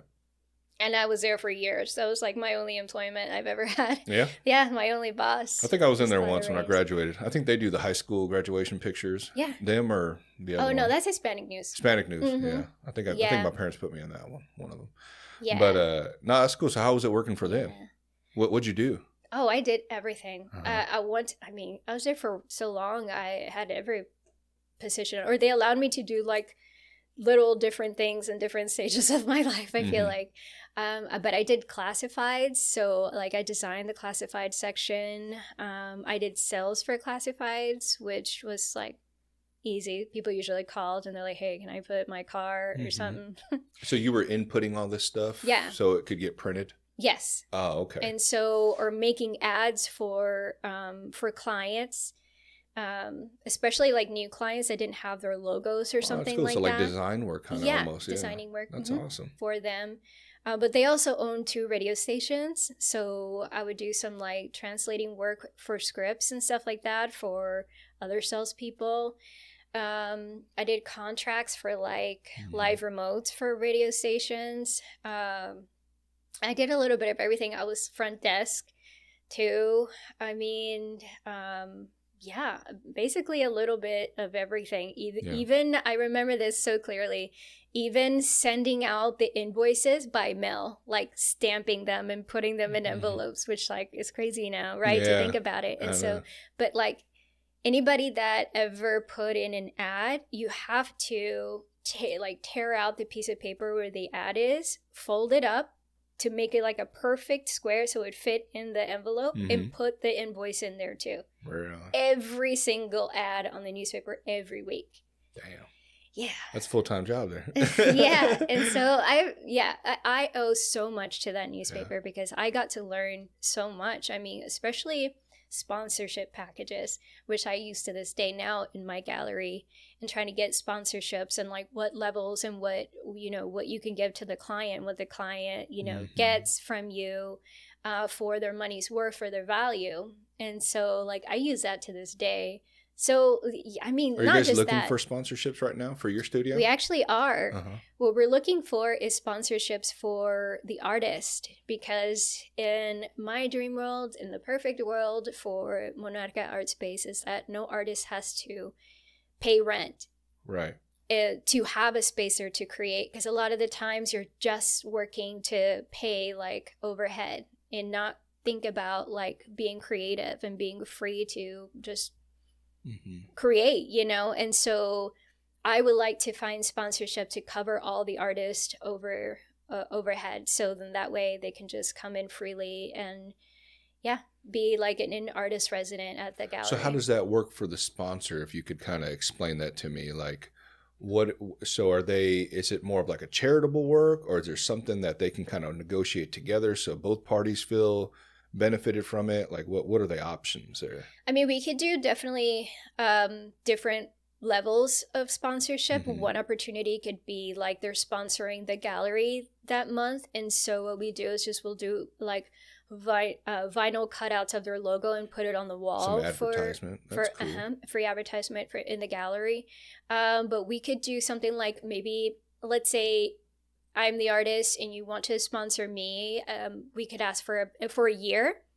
We can ask that it's cool to ask for the artist to do a painting that you can keep for your office or your lobby or something like that. That can be in exchange, which I think Urban House does that. Oh, okay. For their resident artists. So in exchange, you have to actually do a painting for them. Cool. But then they cover you for the entire year, which is amazing. That's cool. And so that could be another opportunity. But other value that people could, like, sponsorships could utilize the space to have an event. So let's say it was corporate or something, or whoever, and they wanted to use the space for their clients or a company party or something like that. So they'd be able to use your space. They'd be able to use the space being a sponsor. Nice. So, I mean, and we have a bar and everything so that we could serve drinks in the event. Have people walk around. They can see stuff on the wall. Art. Yeah, because it gets so bland at a company party. Everything's just white walls and everyone's just like, hey, just hanging out. That'd be a cool spot, because then like you see all this stuff and it's like a good vibes. Right. Yeah, exactly. Nice. Yeah. So there's so many opportunities, just depending on what level of sponsorship they want to come in at. And the location too, because then you got all the other places around too after the event. You know, you can go down to the bars. Right and next to the ship. The right ship. Yeah, the ship's awesome. Yeah, I don't know. I feel like the ship gets slept on. Like, that place is awesome. Like, have you been there for salsa nights? No, I haven't. I haven't been there in a while, actually. It's been like 6 years since I've been there. Yeah. It is definitely above capacity. Really? 110% of the time. Adding on here soon. Yeah, for sure. For sure. So it really just depends on like who they're hosting. Because and I love that coffee shop down there. Blip? Blip. Yeah, I love that place, man. I go down there. Actually, I have a video of me down there walking around it. And the staff is always so friendly. Oh, yeah. Oh, because you're into motorcycles. Yeah. So I ride and they actually have one of my choppers I'm building in the garage when you guys came in their coffee shop. It's cool. Right behind the couch. So it's not mine, but it's the same what I have. Model. So, and it was like weird because I had that before I even went there. And when I showed up, I'm like, oh, that's my bike. And it's all finished. So cool. It's kind of like art. It's like mine's like this in is where pieces. You are. This is where you could This is where I could be. I know. So it's pretty neat. But I love that place, man. It's awesome what they do down there. Everything down there is just awesome. Yeah, so it really is. So the spot, like if companies, just it all makes sense. That's pretty cool. Yeah, we've been sponsored before in the past by different banks. So but even like, even doing what that guy did for you in that restaurant, like, I bet it made him feel good. It made you feel good. Yeah. I mean, that type of energy, that type of love, like, and I'm not saying if you can't afford it, like, don't go among, like, don't hurt yourself doing it. But if you can, like, do something nice, and it always doesn't have to involve money, but do something and you will feel good about it. You know what I mean? Even a share, guys, like, when you create something, you take so many hours doing a painting. And then finally, it's the finished piece, right? You photograph it. You're like, I'm going to put it on social media. And unfortunately, you're looking at all the likes, how many likes you have. Oh, yeah. But when somebody shares your work, now your work is into their networks that are not the same followers that you have. You're right. That's the number one, like, it's a free marketing thing. It's like the number one thing that can get you into the next level. All of my jobs, actually probably all of my jobs, have come by like word of mouth and people that have recognized my work, or they'll look into my page and see it, or they even just Google local artists and to see who comes up. You know what I mean? So you nobody has like a big enough voice. You know, you're not walking around a billboard, you know, to just do marketing on your own. That's just not like feasible, right? Unless you're paying for it or something. And so by someone sharing somebody's work, you're helping them get into networks that you can only pay for. And I'm not going to sit here and tell people share everything you see, always support everyone you see. No one's saying that, but I do see the other side of people not wanting to help. It's kind of like a weird, like, I don't know if people get, what's the word I'm thinking of? Like, not intimidated, but like they just don't, like they're kind of like, oh, this person's doing this. You know what I mean? Like, you know, you're surrounded, like a lot of people are like that, even in your own circle, which is weird. But like, don't look at it like that. Like, even if it's something that like, you're not really like, oh, this isn't my thing. But if it's a person that you like care for, help them out. Like you said, that sharing makes that person feel good. It gets their work out there to the people you're with, you know? And I mean, you know the feeling whenever you see your stuff pop up and somebody tagged you in it. It's a good feeling. You know, like, oh, I'm doing something right, you know, or like at least, and like I said, you don't have to, but it's nice for somebody to help them out and kind of give them that uplift. Definitely. So I hope I see more of that, because I feel like sometimes it's just, I don't know. I'm sure you've dealt with that before. Like, just some people, it's like, I don't know. They kind of get that weird way with people, like when they're out there trying to. At the end of the day, they're your biggest fans. They're your biggest fans, and they don't share them because they know that. They're like, oh my God, she's going to know. I wonder why that's ingrained in us, though. It's so weird, isn't it? How the mind works. I don't really focus on those things, really. Yeah. The support, my number way of showing support is showing up for somebody. Right. Showing up for them. Like, let's say like I said, I know you can't do it for everybody, but at least if you can try to here and there do it for people. Like if you see an event and you can't make it, definitely share it and be like, oh, I'm so sorry that I have to miss this event, but if I could, I'd go to this event. So anybody, if you're available, like you should check this out. So I think showing up for people, like showing up is your number one way of supporting. Even if you don't buy anything at the end of the night, you showed up. You know, that's another count. Yeah. And it makes the room look packed, and you know, like, you know, it's people are coming in. You know, they're like, oh, what are those people doing in here? Exactly. Yeah, that's pretty neat. Yeah, I mean, and I, you know, I got to get better at that too. But you know, that's what I noticed. Like even doing this, it's pretty neat that I get to help promote people, and they help promote me too. And like. But I try to focus on too, like I can have pretty much anybody on and I'll have 1,000 questions for them. But also I'm just like naturally curious about everything. Like even art, like it's not my thing right now, but it's just cool to see you as an individual learn this, and then like where you came, like where you went from that. Definitely. You know, I thought it's just it's cool to see human beings, and like when they gravitate and zero in on one thing and they just become great at it and then they pursue it.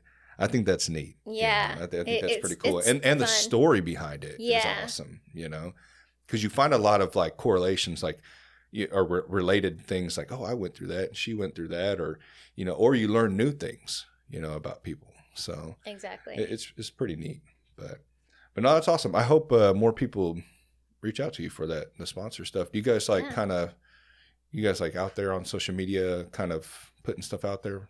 So not really on social media. We should probably do a better job at putting sponsorship opportunities up there. Because definitely anybody could be a sponsor. It doesn't have to be corporate. It doesn't have to be banks. That's usually the only help that we've gotten. But anybody that owns any business or even individuals could sponsor an artist, which is really cool. We definitely should put that out there. Or even go down and check out all the clothing, like you said. You guys got some pretty neat clothing and little like little items and stuff like that, little art, like clay stuff I've seen. So handmade. So all those vendors are local vendors, which they're kind of like resident artists now, you know, over What we do is just rent out the space for vendors, so we don't get any percentage of any sales that they make. So we're just renting out the space. Yeah. Oh, that's nice. And so most of them have QR codes where people can just check out on their own and pay on their own, or I have a checkout counter so that they can pay with me, and then I'll just send them the money. So that's usually how that works. That's neat. So yeah, it's just kind of like the gallery. So when you came here, like I know you're going back and forth. Mm-hmm. How has the art scene changed over time? Oh my gosh. I feel like it hit a huge boom. I feel like after 2015 or so, I think it's when like more artists started to come out. Like I saw more of like JT's artwork out there. I saw more like Scribe's work out there being like more present into like him hitting the actual high of like getting him into the next level. Who is Scribe? Who is that? And Scribe? JT. Yeah, who are those guys? Scribe is, I feel like, one of the biggest artists in Kansas City. He does a lot for Children's Mercy. That name sounds familiar. Yeah. Does he do graffiti work? Yes. On Southwest Boulevard, there's like a little parking lot. Yeah, when it's like, I see people. He did all that. Okay. Yeah. And then JT has a really cool style. He's kind of like caricature style of like cool bubble. I call it bubbly art because everything's kind of like shaped in bubbles. He's really cool. He's actually made a label for, was it Brisk iced tea? Is it Brisk? Yeah. And so he's in all the cans. Like he did all that work. He's just amazing. He's really cool. And so like, I feel like similar times people started coming up at the same time. And so I feel like more people noticed that and started like commissioning artwork from those artists and other artists as well. So I just feel like Kansas City is like a mural city now, which is. And 2015 sports team, the sports team started taking off. Royals. That's what I'm saying. Yeah. You know, and the Chiefs, you know, lately have been bringing a lot of national attention, and you know, I feel like, so I'm sure a lot of people have been. I've seen like the sports paintings and stuff like that. It's been real popular. Exactly. So art, I mean, in a big city, art has always been like a presence, right? And like that's how you know it's a bigger city, when it's everything graffitied and like murals and stuff like that. So I feel like Kansas City is like finally there now into like the big city. I like the murals too. It brings like I said, just good energy. You know, it's just nice to see the artwork. I don't know what it is. I don't know if it's some prehistoric like thing, you know, where it's like the writing on the walls and stuff like that. You know, primal instinct. That's you know? Such a good point. Yeah, that's such a good point. But I think it's just neat, and it gives like just more of a, like, you know, when you go into like a rustic, like at the cigar lounge, it's got that homey rustic vibe. It's just nice, you know. I feel the same way with those guys that do the graffiti stuff. Not the shitty ones, all right? The ones that are just writing shit on the wall. I hate that. It drives me nuts. Yeah. But the actual artist is like, that is neat. Yeah. So it's super interesting, and that sets me apart of most muralists is that I don't use any aerosols. It's all hand painted with like paint and brush, which is I couldn't imagine that wall we were talking about earlier. My God, your arm, you're probably like this. Yeah. Which is crazy. Like my shoulder is already different anyway, so I'm like double jointed in my shoulder, so it like pops out of place. I wonder if they sell like some type of brace for artists. Who knows? But hey, business idea. Exactly. Idea. Yeah, I have inventions in mind for muralists. Hey, try it. That's all you can do is just try and see where it goes. I won't say what, just in case. Just in case I get a chance. Yeah. So, no, but like being up there doing murals but actually brushing on the wall is I feel like it's more personal for me. It's the personal thing, like you're actually on the wall, you know what I mean, treating the wall. That's why I always ask the person that's gonna commission me to do a mural and like send me a picture of your wall, because most of the time it's not gonna be a flat wall. It's gonna be a cinder block, or it's gonna be like freaking inches of like paint after paint after paint. Do sometimes you have to require like repairs beforehand? Yes, to try to make it semi workable, you know. So like finding out the different primers to work on the wall. Sometimes walls just have to be like power washed for them to like give them a new start before that paint won't stick. Before putting a primer. Or it'll start falling off after a year. You have no idea. I bet. Yeah. And so like, okay, I'm like, how long do you want this to last? Do you think it'll be recovered? Okay, cool. Like if you want this to last forever, this is what we have to do. We have to treat it before and then we have to treat it after and make sure and seal it. Oh yeah, seal put like a sealant on it. Yeah, and then put the anti-graffiti stuff on. You know what I mean? So in case somebody graffitis it, it just comes off, it just washes off. Dude, that bugs me so much. Does that happen a lot? Does that happen to your murals? It hasn't happened to my murals, thank God, right? Yeah, let's I don't knock think on so. that. Not that I know of, but then again, like I can't remember every single mural I've done. I can't stand that. It's just like when I was watching that documentary of the Santa Fe Trail. The Native Americans sitting on a horse up by the Liberty Memorial. Yeah. They've got a drone coming in shooting on it, and then it's just like graffitied on it. I'm it's like, so cringy, right? Are you serious? They have no idea what it even is. Yeah, out of all the wall, everything in here, you're gonna write on that. It's sad. And it wasn't even cool. It's not like they made the horse look cool. It was just some writing, you know. I'm like, oh God. But I guess I was a dumb kid at one point too, I guess. But Kobe. If I see one more Kobe on the street, listen, Kobe, I don't know who you are. Oh if yeah, you need that a job, name. Yeah, I will give you a job. Who is that? Anybody know who that is? We have no idea, but it's everywhere. It is literally everywhere. I seen one the other day. I was at the Cheese Parade. Yeah. And I was at the very end by the River Market. I look up on a building. I don't know how the hell they got up there. They must have been dangling from a rope. They have to on the other side of like and where they the wrote freeway something. Are. I don't know what it was. It was like something stupid. I think I took a picture of it. Yeah. But it was like I was like, how the hell? And I'm just staring at it. People probably thought I was insane. I'm staring at it for like 10 minutes, going, how did they get up there? Did they get a scaffold and like? No, because it was at the top of one of those really tall buildings downtown. Yeah.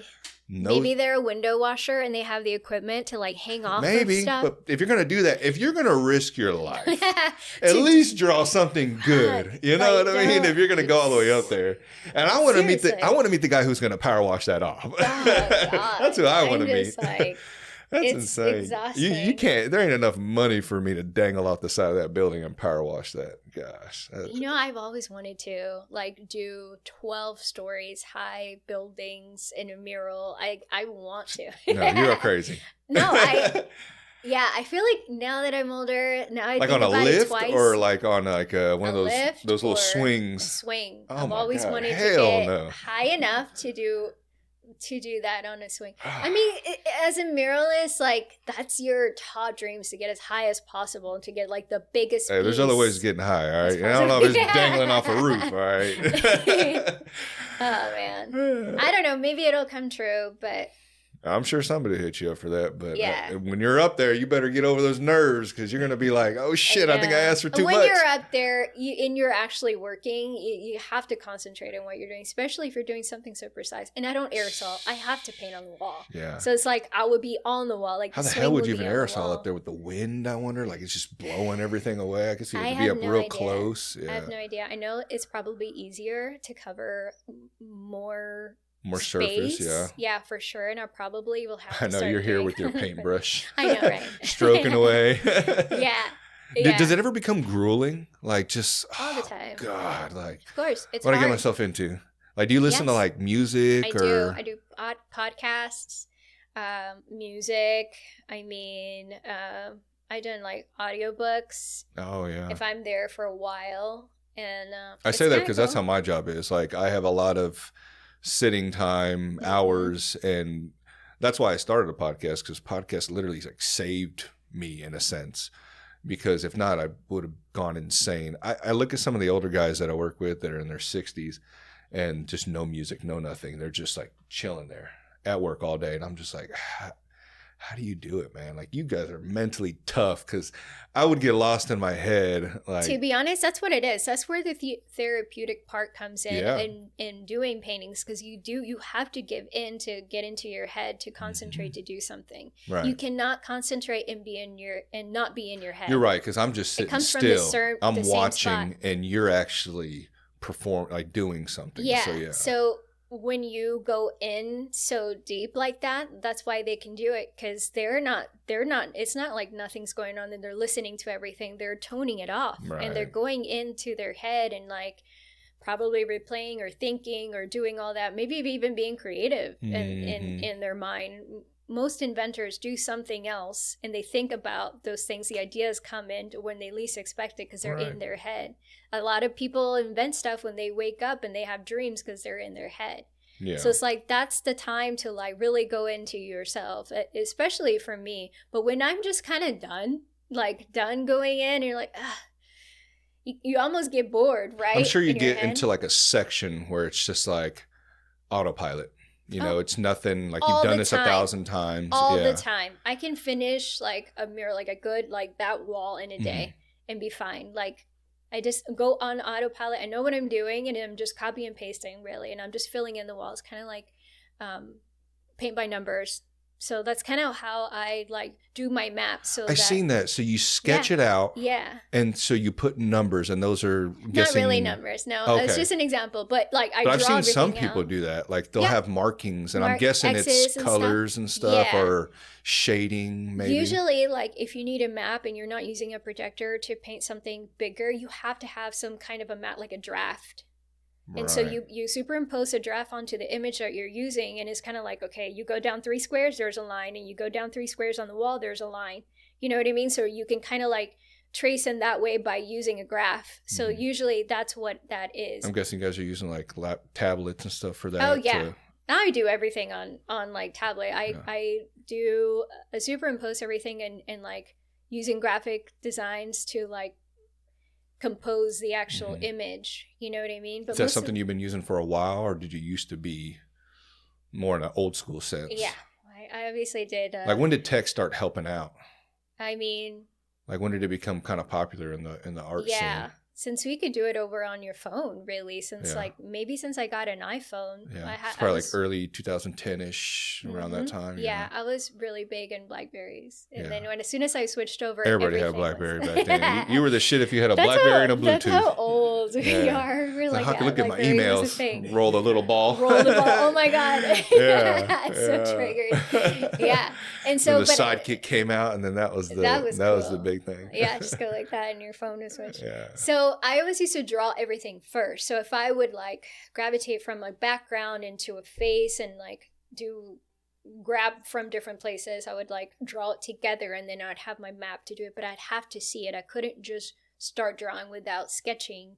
Like my mind doesn't work that way, especially because you're doing realistic stuff. So it's like you kind of have to draw, you have to be precise on what things look like. Or like we talked about, you might end up lopsided here on the right side of that wall. Yeah, exactly. And so when the iPhone came out, I feel like that was the beginning of like superimposing things together, and like Photoshop helped a whole lot.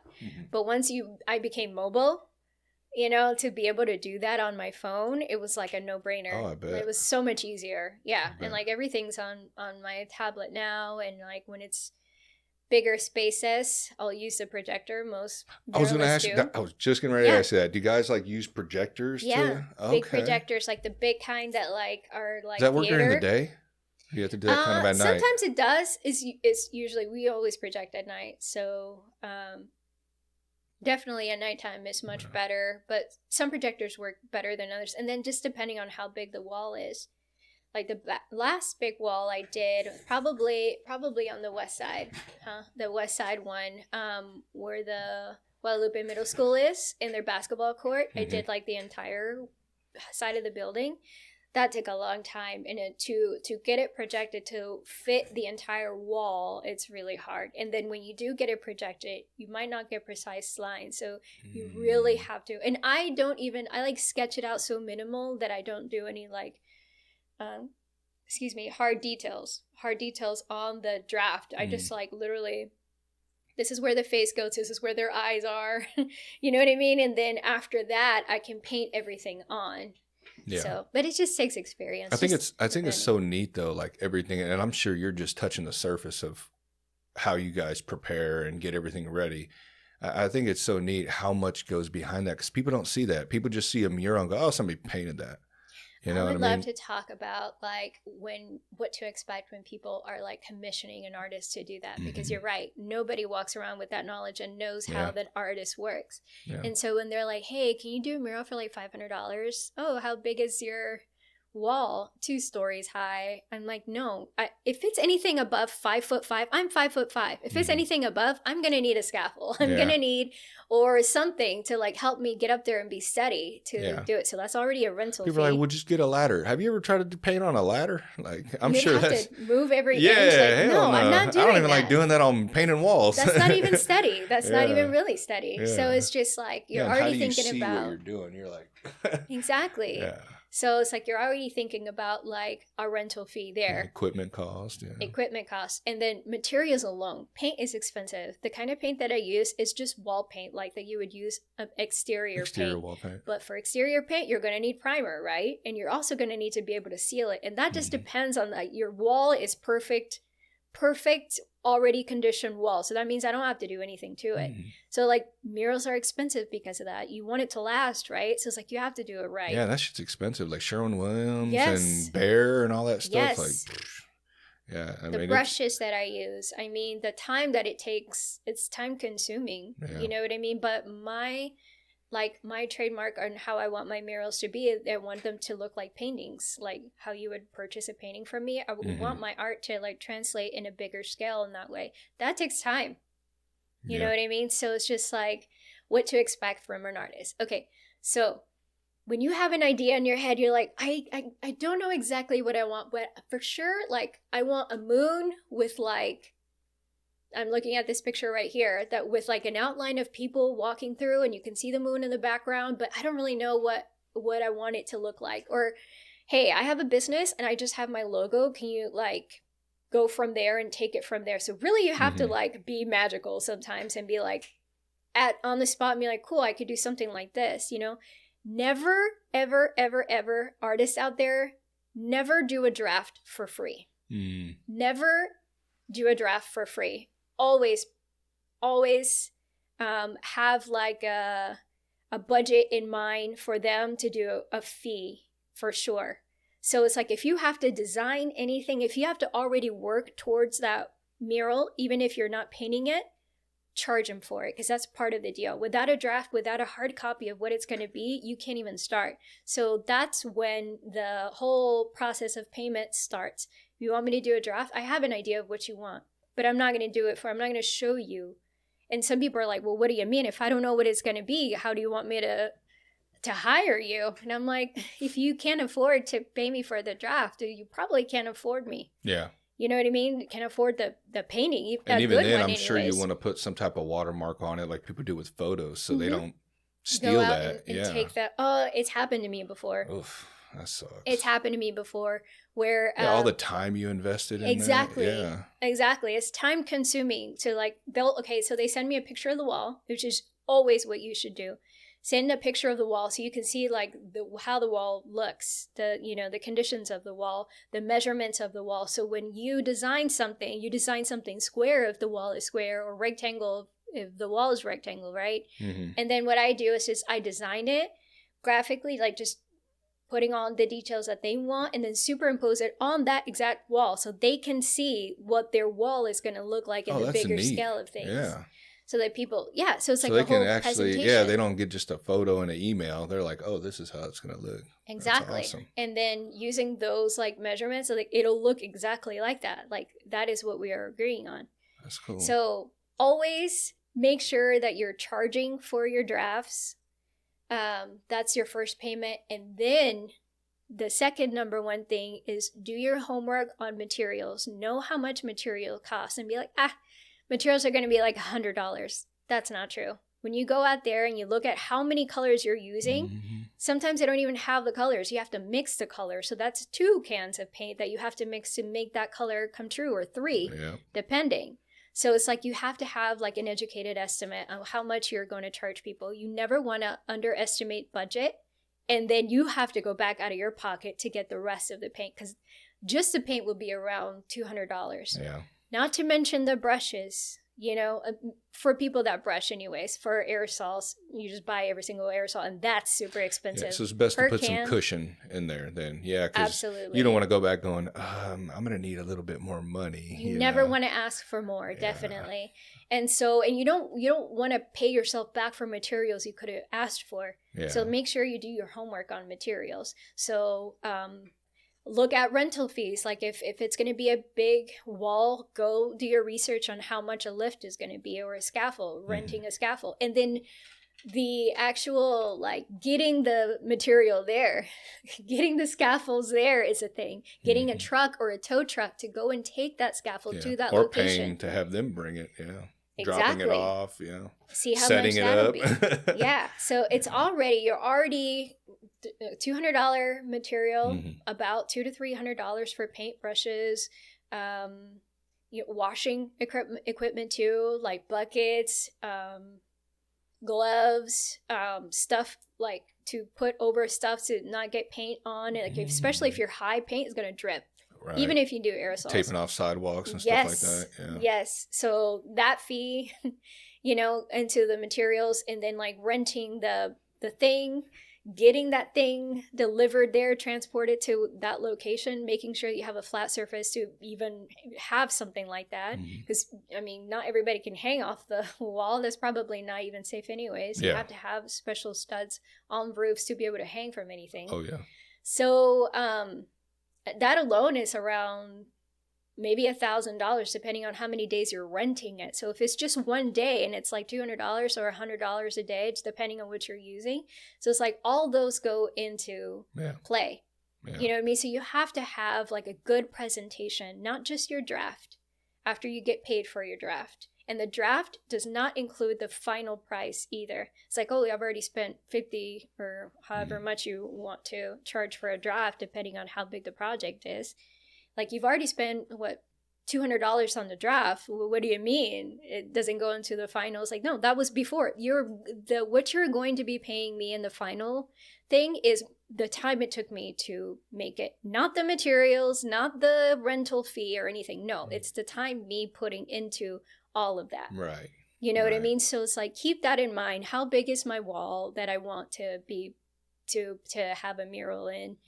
Think about material costs and how complex is your picture too. So that goes into how much the artist actually charges themselves.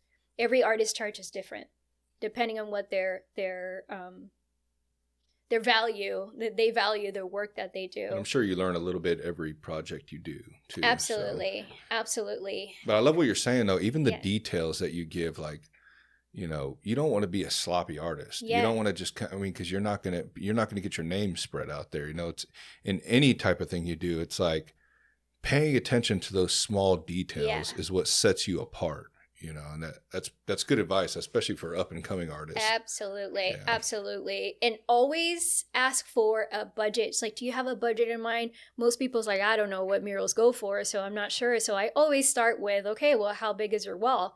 Okay, with the design that you want to do, like how complex do you want to go? And then just depending on the draft fee is when I start quoting them. It's like, well, with this draft, this is how much this is.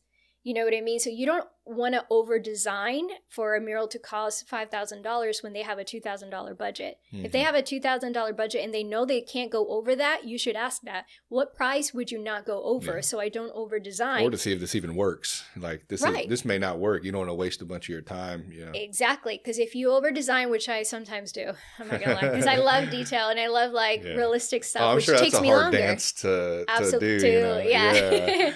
So, because it's your name that's out there. Exactly. It's like, I want to put a little more.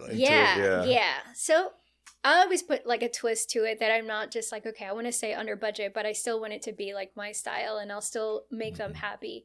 You know what I mean? So it's like, what number would you not go over? And they say like, I don't know, 3,000 for like a, let's say a 10 by 10 or something, which is pretty cheap. So, you still have to get a scaffold for it because that's 10 foot tall. You know what I mean? Your materials. So just materials, and like, let's say you don't own a scaffold and you have to rent it out. That's already around $300 for one day for me to finish it in one day.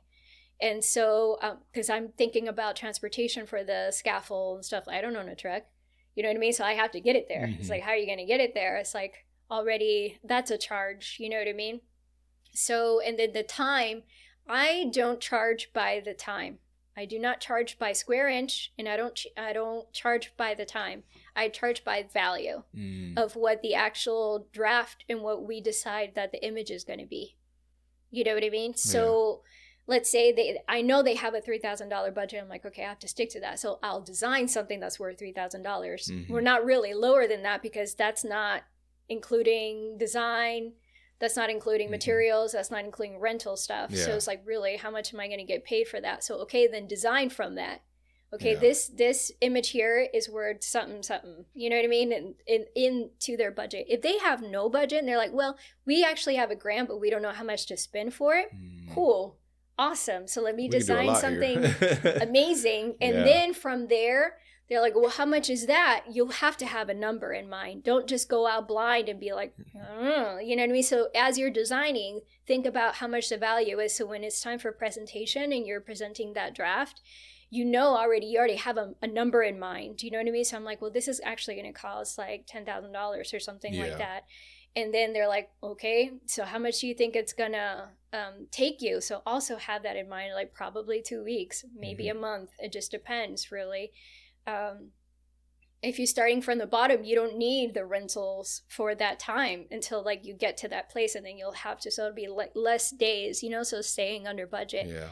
Yeah. So the worst thing you could do is over design, and then they can't afford the design value. So now you have to dumb down your image, and they're not going to like it anymore because you just presented to them the best thing that could be for their like idea.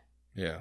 And so they will never want to dumb down that idea. It's like, well, now I miss this. And it's like, well, that's what it's worth. And a lot of the times they're like, okay, let me see what I can do. Let me move some numbers around or something like that. Or else sometimes they're like, well, if that's what we get for the value, then that's what we get. And then they have to be cool with that. But you always have to be already settled on a number and don't go back and forth or be too like fitting into what they want to pay for the value that you're going to give them, especially if you've already designed something. So while you're designing, make sure that you're going to get your money's worth, not including all the other fees, what your time is worth. So keeping that in mind. I don't think there was any other better way to tell everyone to go get a booth at your art studio.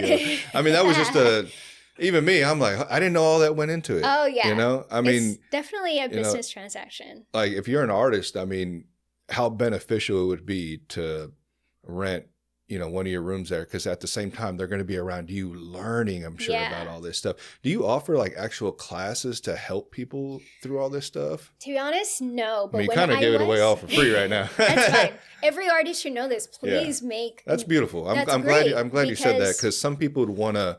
I want to hold on to this myself. No. Yeah. My thing is, like, especially when I was teaching adults or kids, I would teach entrepreneurship at the same time so that they don't disconnect and they grow up and not knowing how much their value is. Well, yeah, you told me you do classes, right? Yeah, I used to do classes. I haven't done classes for about 2 years. But you do like little people come together and you guys, do you do stuff like that? Before the pandemic, I was teaching adults. I was teaching. I remember you telling my daughter about that. Yeah, that you had like a adult class. Yeah, but then I also taught kids 10 through 16-year-olds, which is like the perfect time to teach them about entrepreneurship with art so that they can keep that going. If they can always fall back into doing art. If they are in between jobs or they don't want to take art as a full-time, they'll have another life skill. They can make something, they can make money out of, something from nothing. Yeah. So that's always important to have like a skill. So if you were to kind of sum everything up right now, what would you tell that future artists, that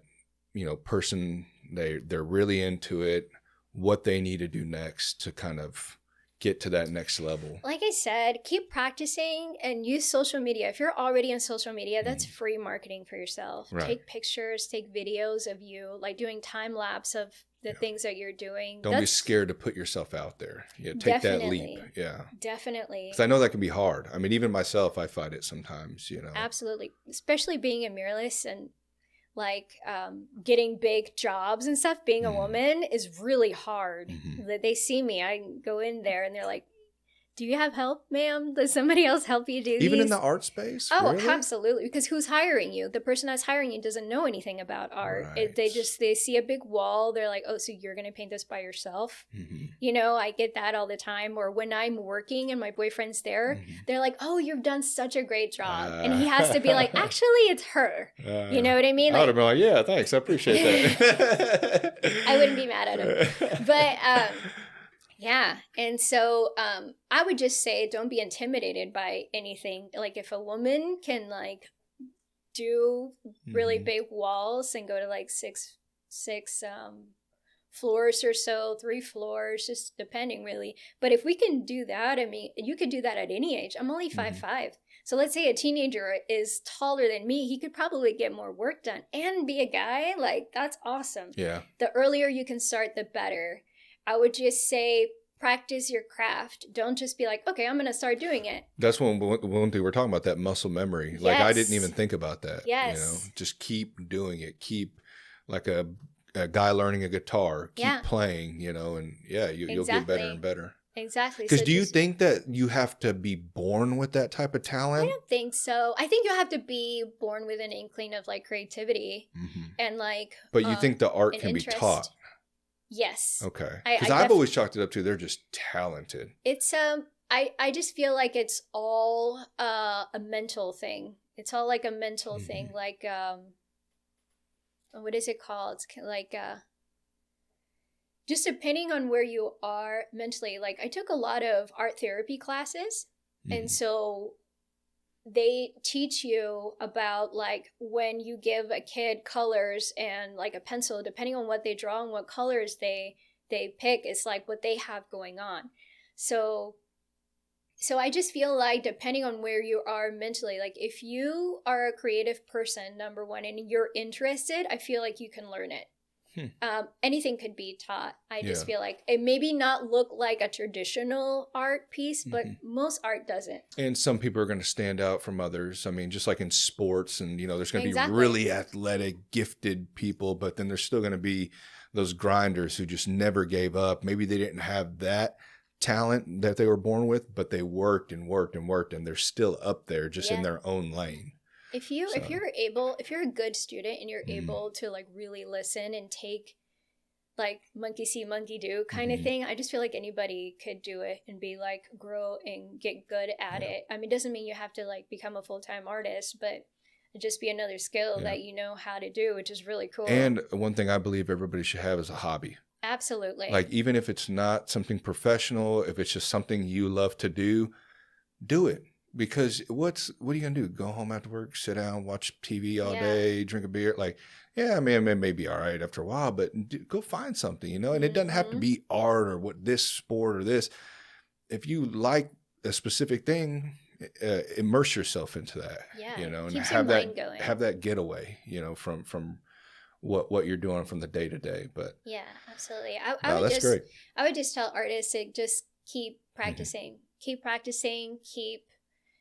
being creative, go to museums, go look at other art, Google other artists, learn about the artists too, not just the artwork. Yeah. A lot of the times people are like, I do not get like the art that's more like abstract. They're like, I don't get that.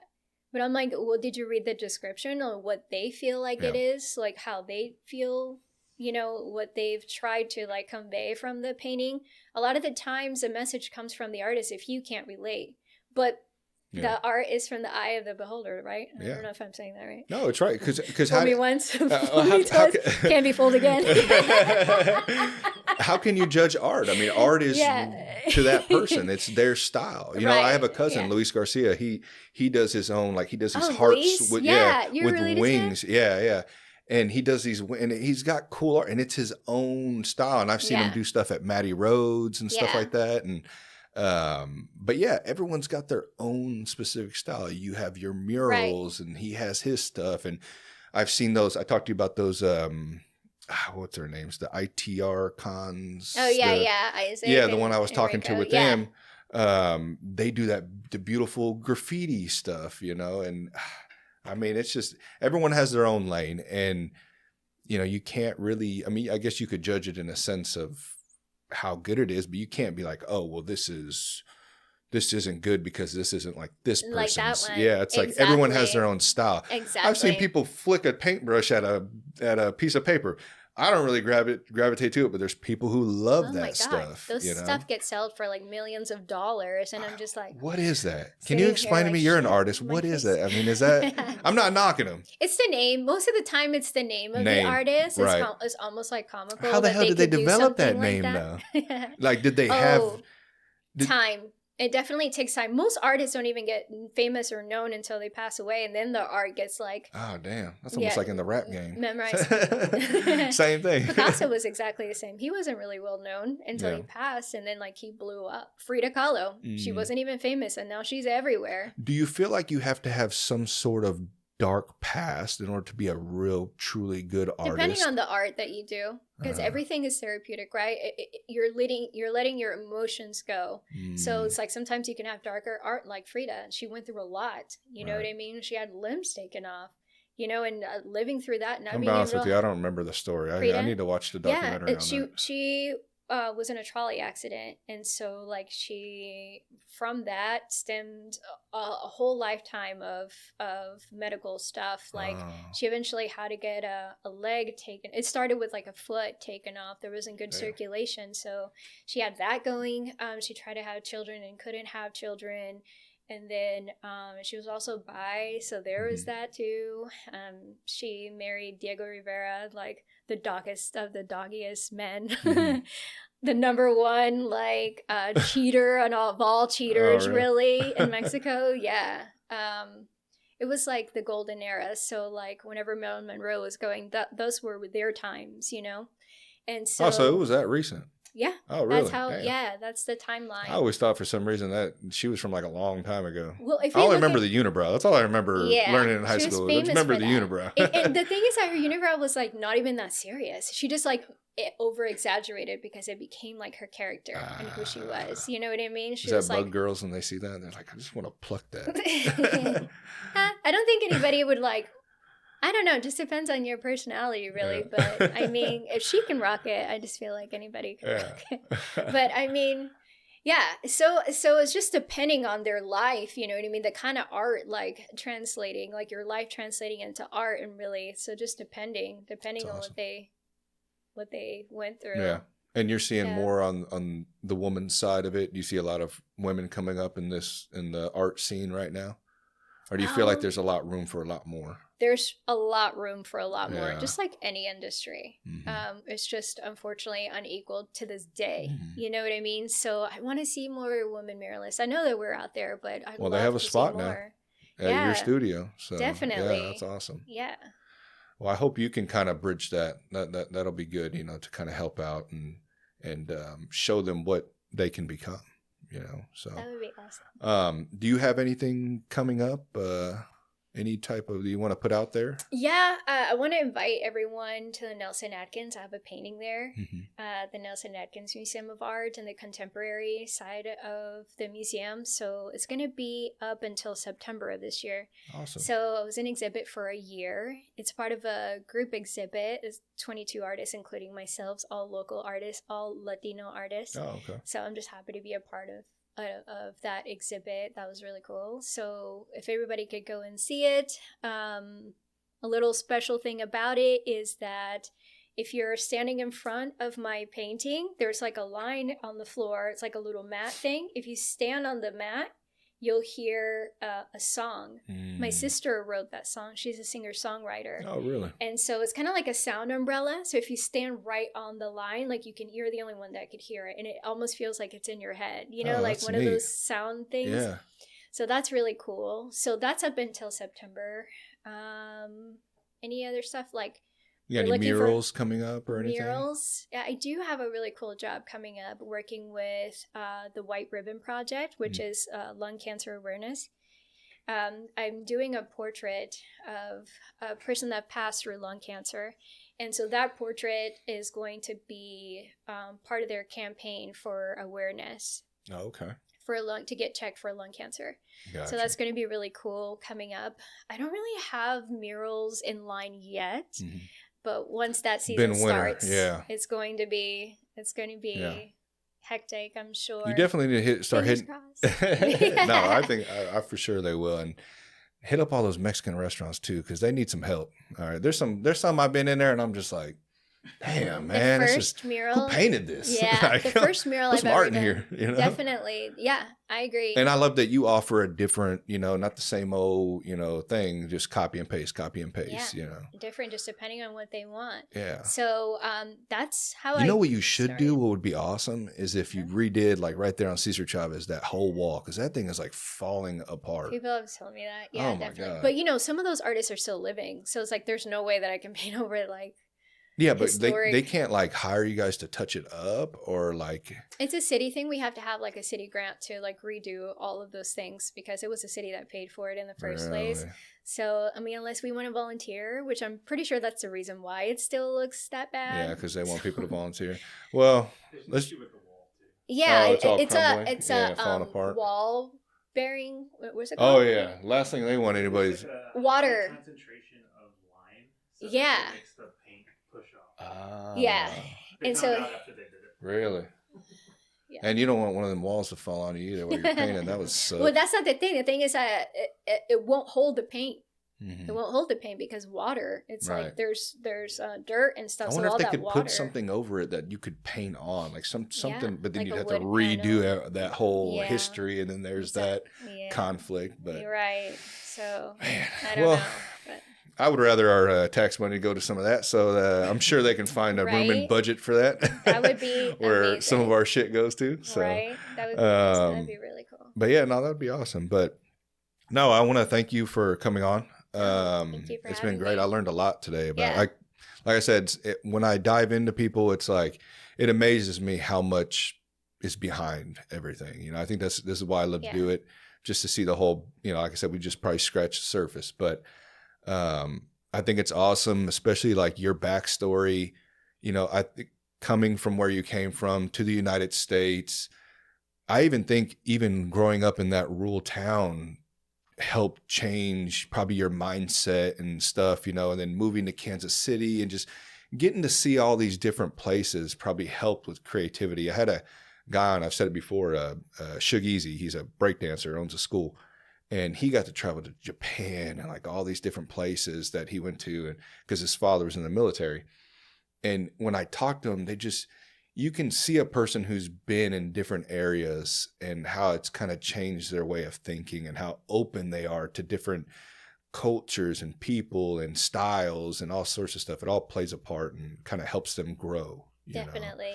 Instead of being stuck in just one neighborhood or one spot, you get to see really what's out there in the world. And I think I think a lot more people should strive to try to do that. It really opens up your eyes to one, how alike all of us are in general, and all the cool things, the neat, cool, different cultures and way of people doing stuff and styles. So I think it's awesome though. So, like I said, thank you for coming on. I hope people check you out but yeah, thanks. I appreciate it. Thank you.